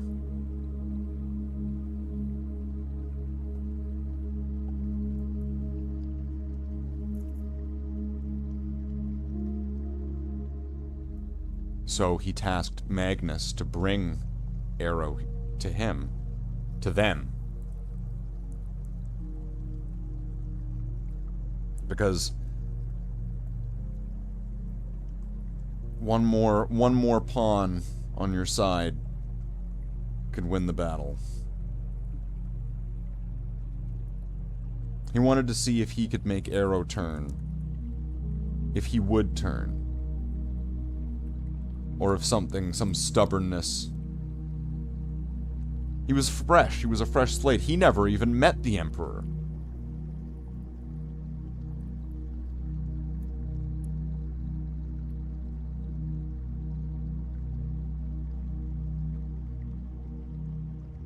And so,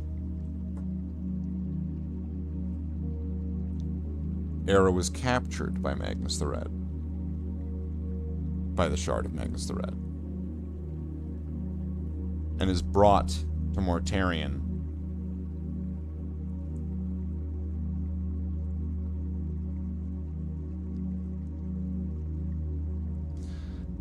Now, this might get a bit confusing because of the Crucible part. There is another space station, ancient space station, which has like a portal or teleporter, a connection, a spatial connection to this ancient castle on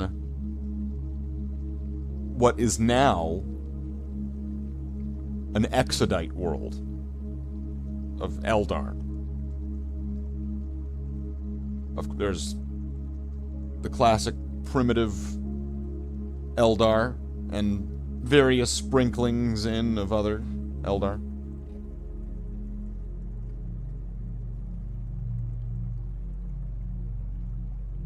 And so the Bloodhounds and these Exodite Eldar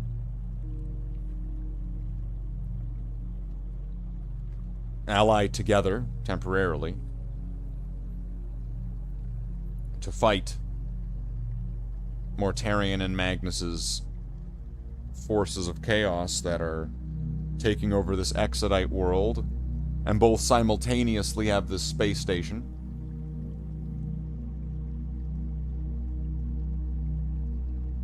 That bridges the two together.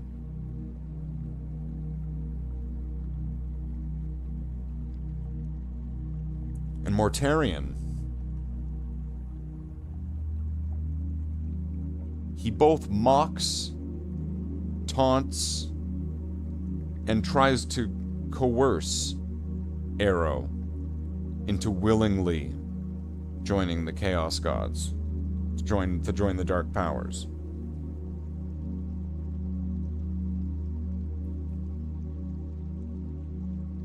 They want him to do it willingly. That's really important.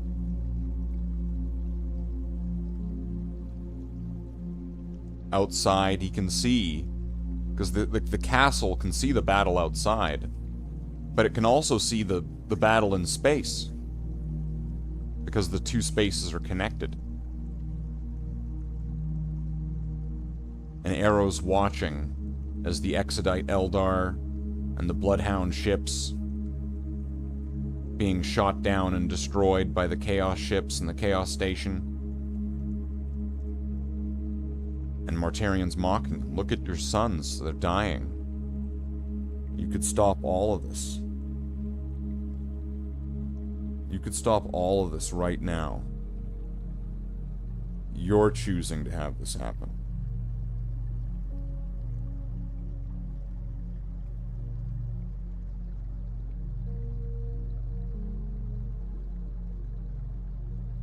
Now, they disarmed Arrow, and Mortarion had the Chrysogrim. Now, the Chrysogrim is a great weapon. It's a force weapon, and it's made out of the Talrosite crystal. And it's claimed that Arrow had put a sliver,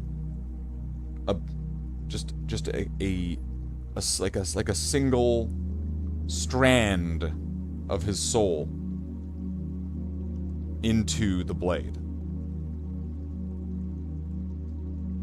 So, while it was a psychic blade and it connected to him, a part of him was in the blade itself, himself.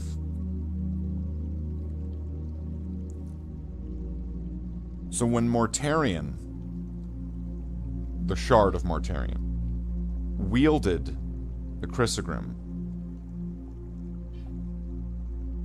tapping into it himself, the demon had tapped into a sliver, a slice, a strand of Arrow's soul.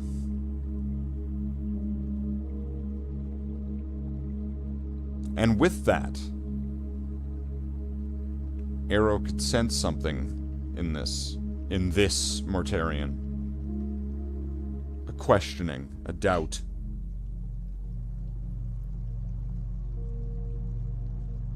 A conflict.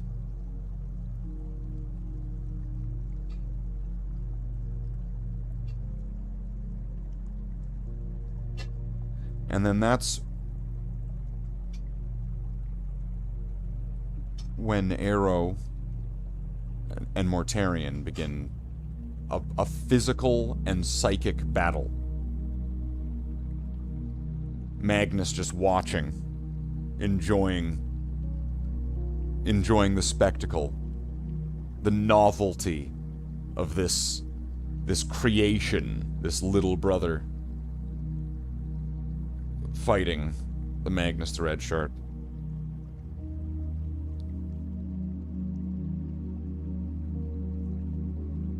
But Arrow's holding back, and he tells the Magnus the Red Shard, I don't want to kill you.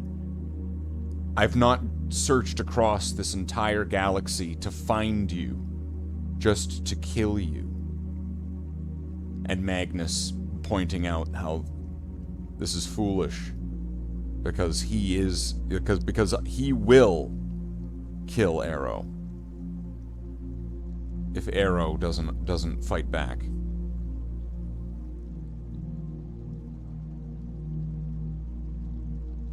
So Arrow hides.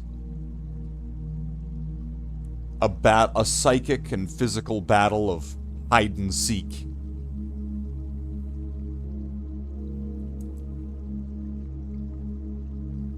Mortarion hunting the shadowy corridors for his younger brother.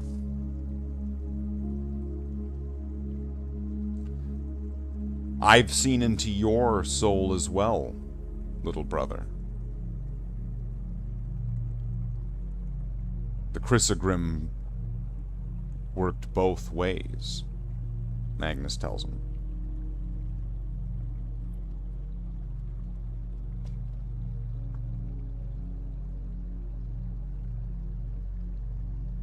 I know that you're hiding much more than you even want to let us know,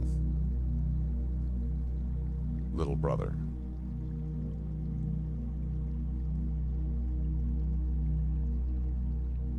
I know that you have great plans and great feelings for your sons.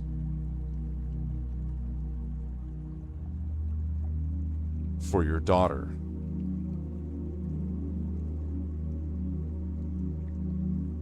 Arrow. His face turns white.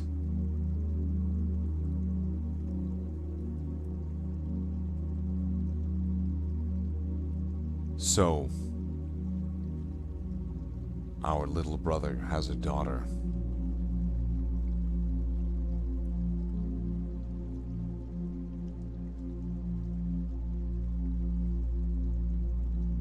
And if you will not join us,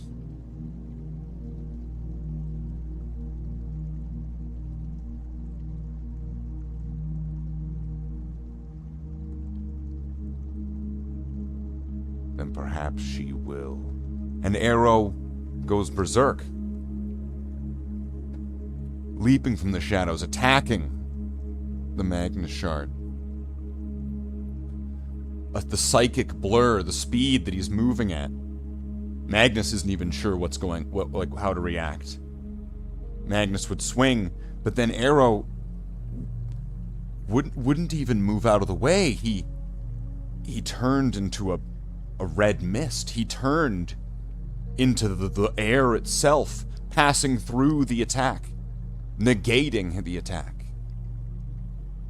Being able to move to any location as air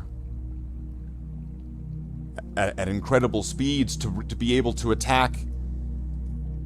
Magnus is thrown off guard, knocked off balance, defeated.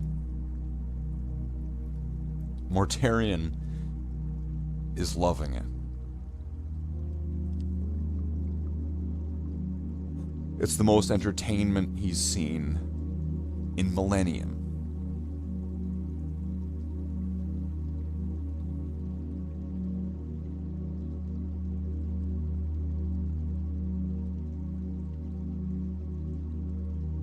Mortarion tells Arrow that clearly you've demonstrated that you are very powerful, and I can see why you're so valuable.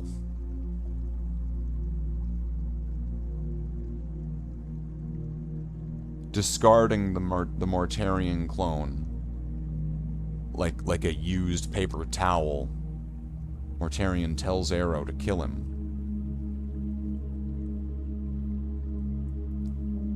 And he refuses.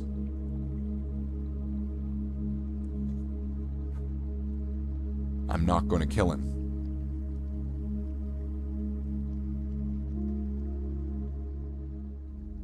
The humor in Mortarion's face. What could have existed as humor in his face evaporates.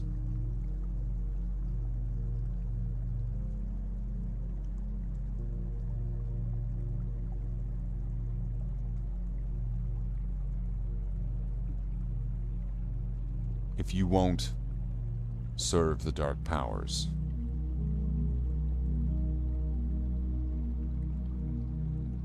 if you're not as useful as you should be, as you could be, then you have to die. And Mortarion releases this wind of plague and death on Arrow, and Arrow is thrown to the ground. It's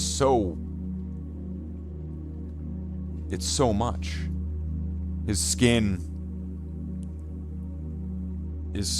you know, getting boils, and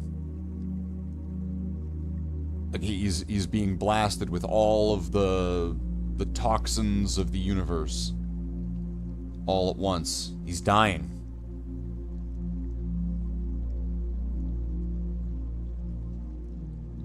His body withering underneath the powers, the immense power of Nurgle and the Dark Gods.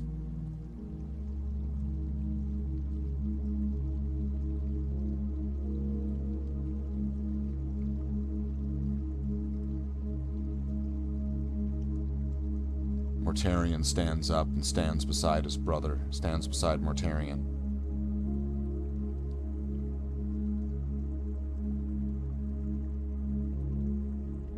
Mortarion giving Arrow one final mocking quip.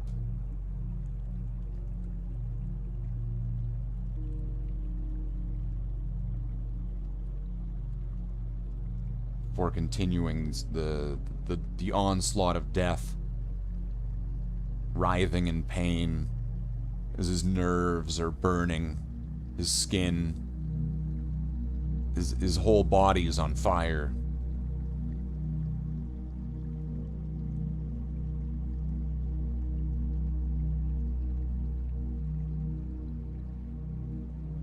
And Mortarion sees him there.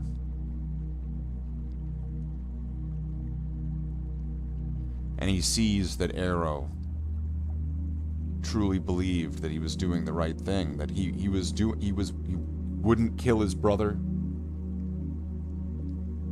and he stuck to what he believed was true. And something inside of Mortarion, the influence from the Chrysogram, flipped him. He opens a portal and grabs Mortarion, tossing him through it, hurtling through it, as Mortarion blasts Magnus, the already wounded and damaged Magnus shard. And Magnus collapses. It takes some time for Arrow to recover, his Primarch genetics healing him at a rapid pace. He goes up to his brother to the broken form of this Magnus the Red Shard.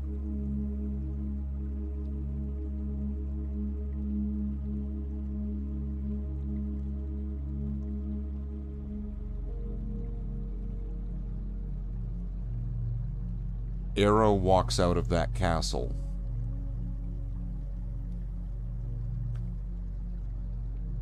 with a cyclopean skull.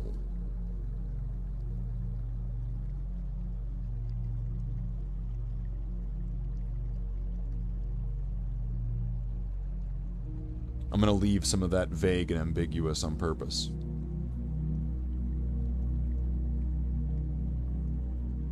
Okay. The forces of chaos are scattered. They flee back into their ships, into the warp.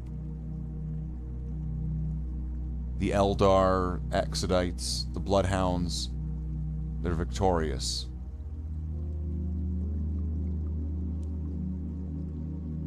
The Eldar have a celebration, and they're welcome to having the Space Marines there to celebrate with them. It's just as equally their celebration too. Keeping the temporary peace, the Space Marines are at the celebration. The Eldar singing and dancing, playing music. And some of the Eldar Exodites hand some of the Bloodhound Space Marines these artifacts, these baubles, ancient Eldar pieces of technology, turned into brooches, necklaces, pendants.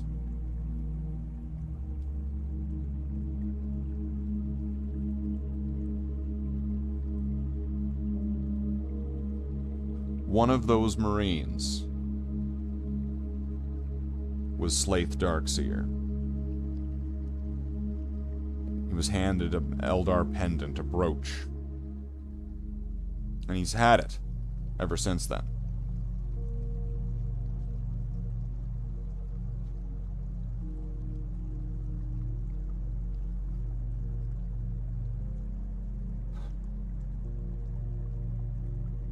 Okay, and then it's after that point.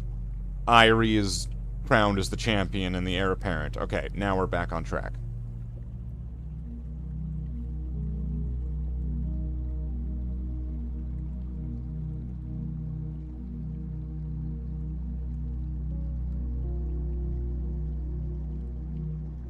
Leo, leading House Moloch of the Bloodhounds, begins searching the galaxy for Arrow. Irie doesn't approve of this. It's a waste of resources and manpower. He's gone, and he's not coming back.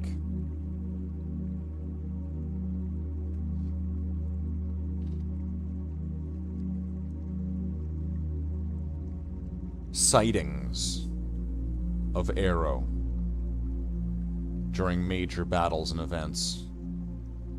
Somewhere far out of reach, in the horizon, on a building, scaffolding.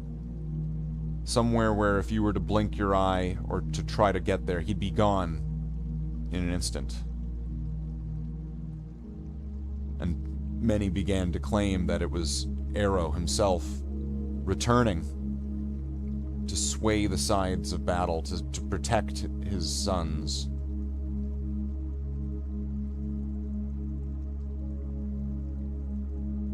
Leo keeps searching.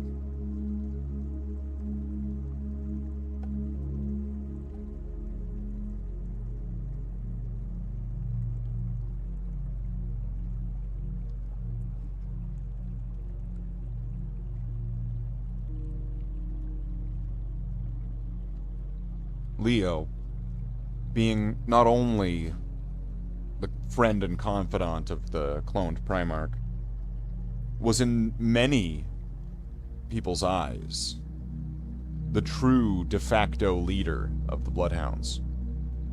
But Irie was the chosen champion of Arrow. He was the heir apparent. It's what was stated. He would be the one to lead the chapter.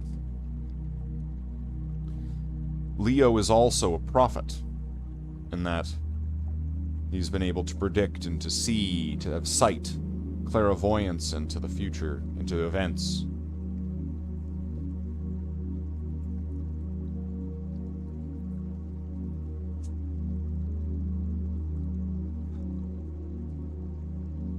And then Leo has a vision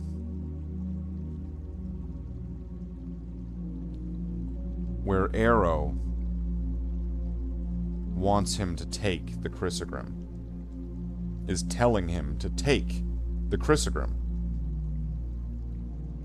But taking the Chrysogram is impossible. It's trapped in a solid diamond casket. It's hollowed diamond.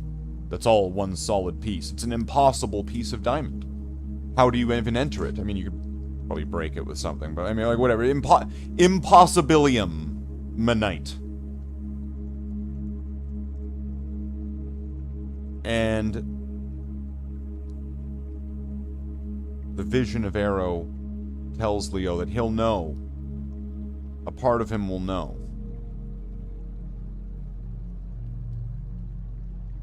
So Leo and his most loyal followers of House Moloch, and some members of other houses of the Bloodhounds, create a great heist to steal the Chrysogram.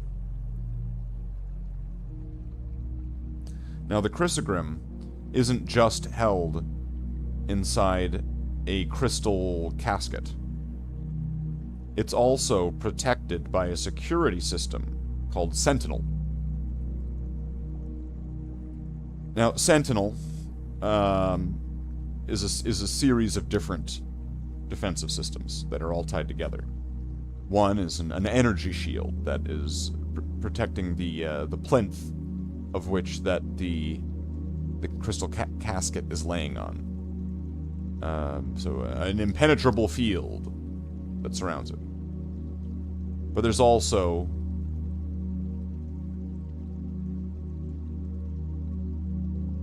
automated sentry guns.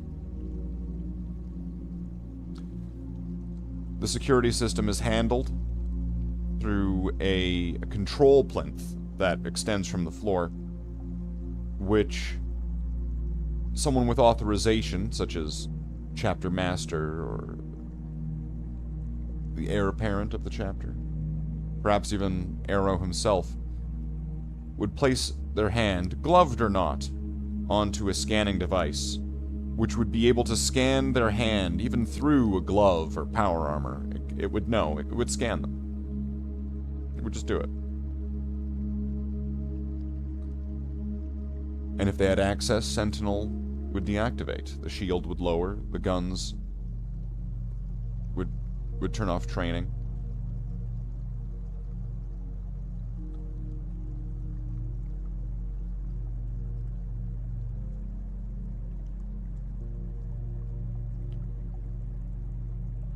So Leo and his heist team board the Crucible, which is where the Chrysogrim is housed and where Sentinel protects it.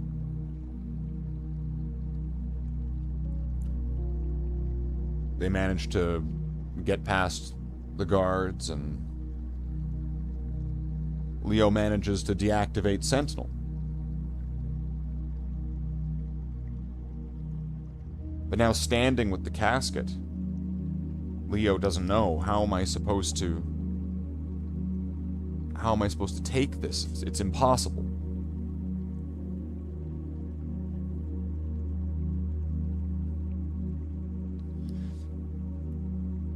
Leo's psychic powers were awakened by and have a direct connection to Arrow.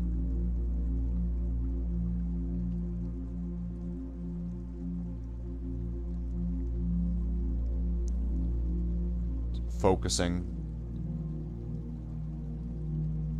reaching out, tapping in.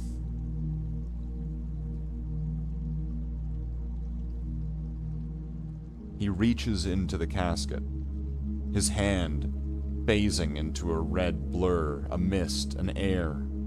He phases through the crystal canister, and he grabs the Chrysogrim, pulling his arm and the sword out from the solid crystal container. Impossibly.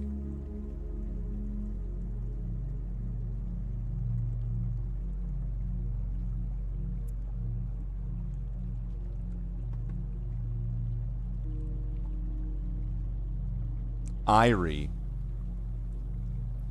the sort of mathematician, tactician he is,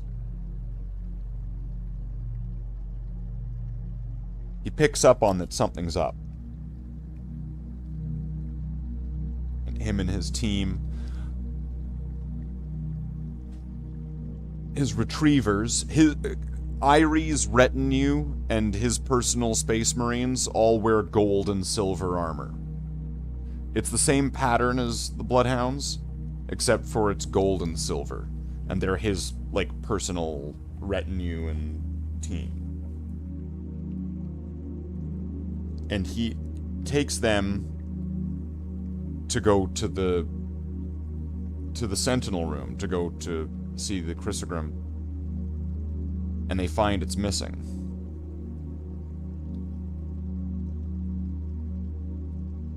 And he knew that it was his brother,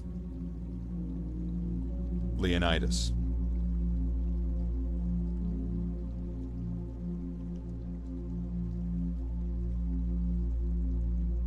There's a ship-wide alert, station-wide alert.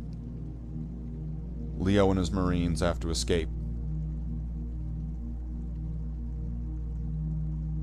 They get to their craft, and they're boarding it as Irie and his retrievers walk in. And Leo gives his brother one last look. Irie is furious. fists are clenching. And Leo gets on, and the ship takes off.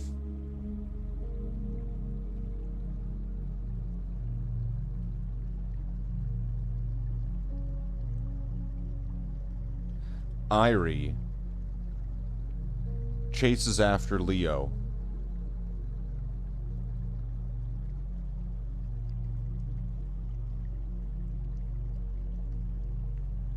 And then faces him. They both reboard the station. And Irie confronts Leo.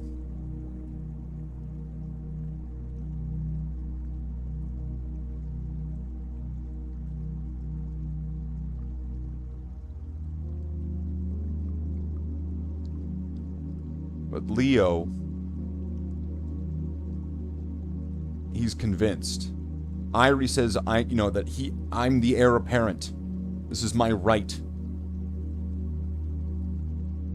But I had a vision from Arrow, Leo says. Enough of your visions. There's what is and what could be. The sword is mine. And Irie, he wouldn't take it when Leo pointed out that Irie couldn't take the sword from the stone.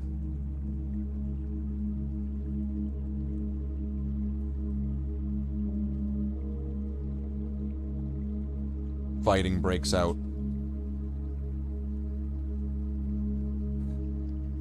Leo and his Bloodhounds escape again, with Irie hot on the trail. Leo goes down to an urban planet.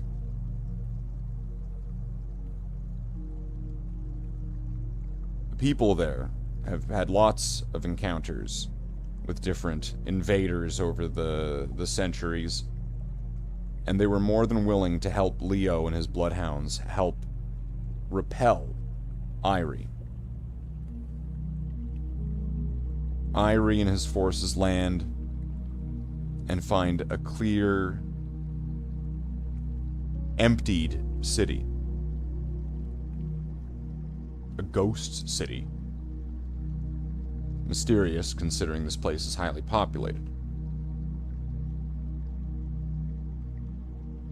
Irie, figuring that this is probably an ambush, he flies up above the city sky top. The sun off in the horizon, the orange glow. And then he sees it inside the light of the sun, the silhouette of a flock of these avian lizards, pterodactyl-like dinosaurs. But then he sees him.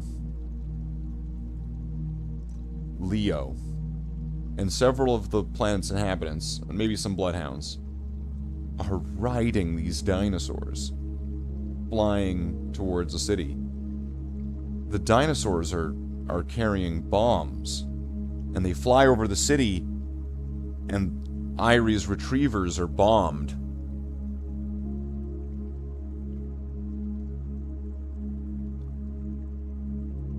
Irie sees his brother Leo.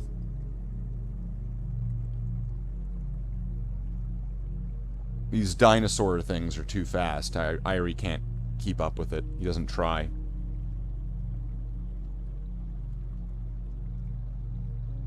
Goes back to the surface.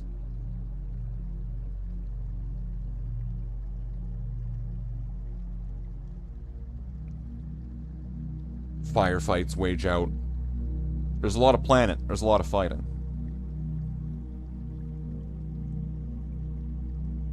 But Irie finds his brother Leo. Leo still has the chrysogrim strapped across on his back. This massive greatsword.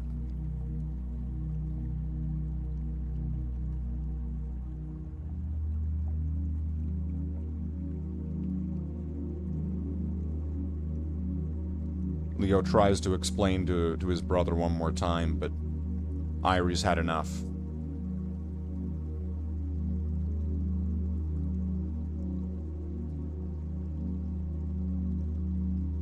How could you take the Chrysogrim?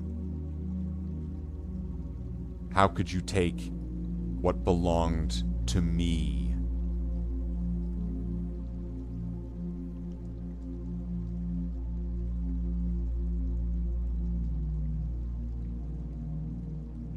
The rain falls down on them, the ground muddy.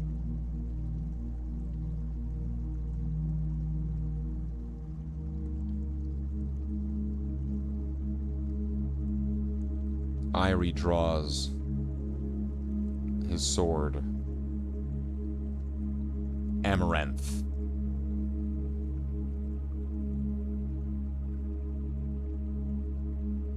And the two of them have a great fight in the mud.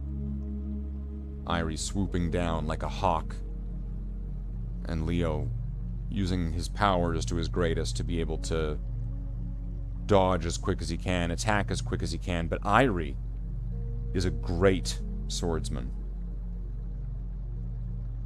And despite Leo using psychic powers to move faster than any man could, Irie can keep up with him. Perhaps it's the Amaranth blade, the improbability blade, that allows him to do so. Or maybe he's just that talented.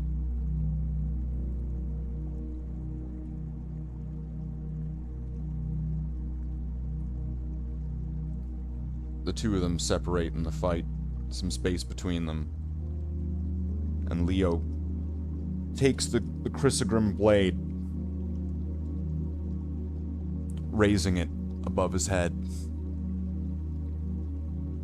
Irie, confused at what he's doing. And then Leo shatters it, destroying the blade. Destroying it with psychic powers. Shards of it flying everywhere. Some of it flying off into the sky, into space. Destroying the Chrysogrim. Irie snaps. He flies towards Leo, and then slashes across his face, his brother's face. The sword cleanly slashing across Leo's eyes, blinding him. Leo drops to the ground.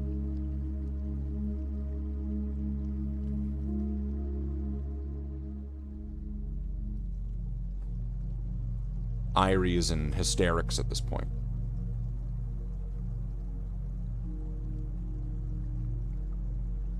The Chrysogrim blade is destroyed.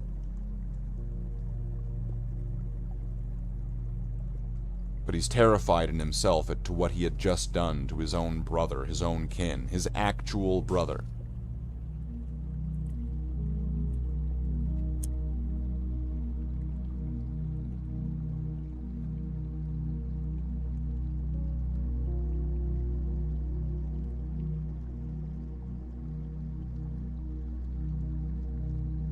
Irie picks up a few pieces of the Chrysogrim that are scattered around. The few that he could get, taking a last look at his brother, walking away, leaving him for dead.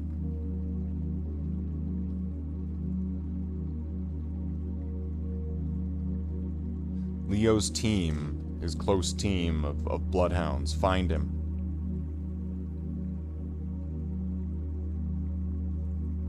And they see that their prophet, he's dead in front of them, killed by Irie. What are they going to do now? Infighting begins to break out. A punch thrown, a knife drawn. But then it's halted. Leo, his battered body on the ground, raising his hand. Stop.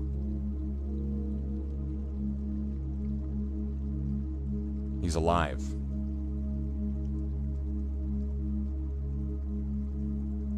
So So they pick him up and they leave with him. Now, he never got cybernetics or reconstructive cloned eyes or anything. Leo just wore a blindfold after that point. Just a cloth wrapped around his eyes and tied behind his head.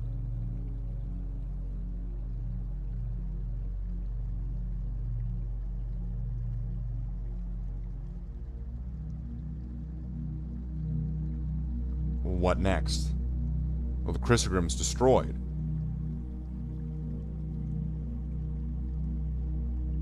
Leo still wants to find Arrow. He still has to find Arrow. And he has a piece of the Chrysogram. A significant chunk of the crystal. Perhaps the most important part, who knows?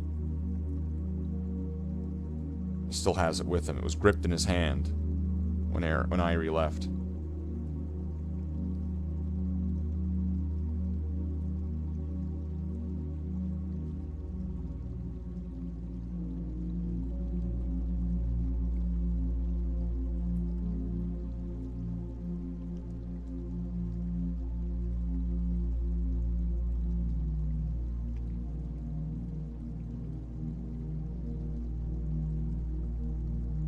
Now,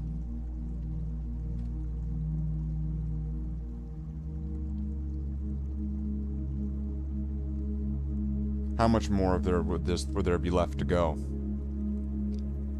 What happened to Arrow and what's he's been doing?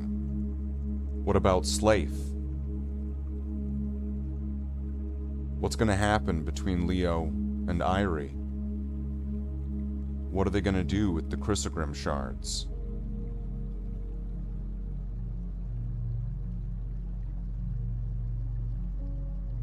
What happened to the little girl brought away by the RPT?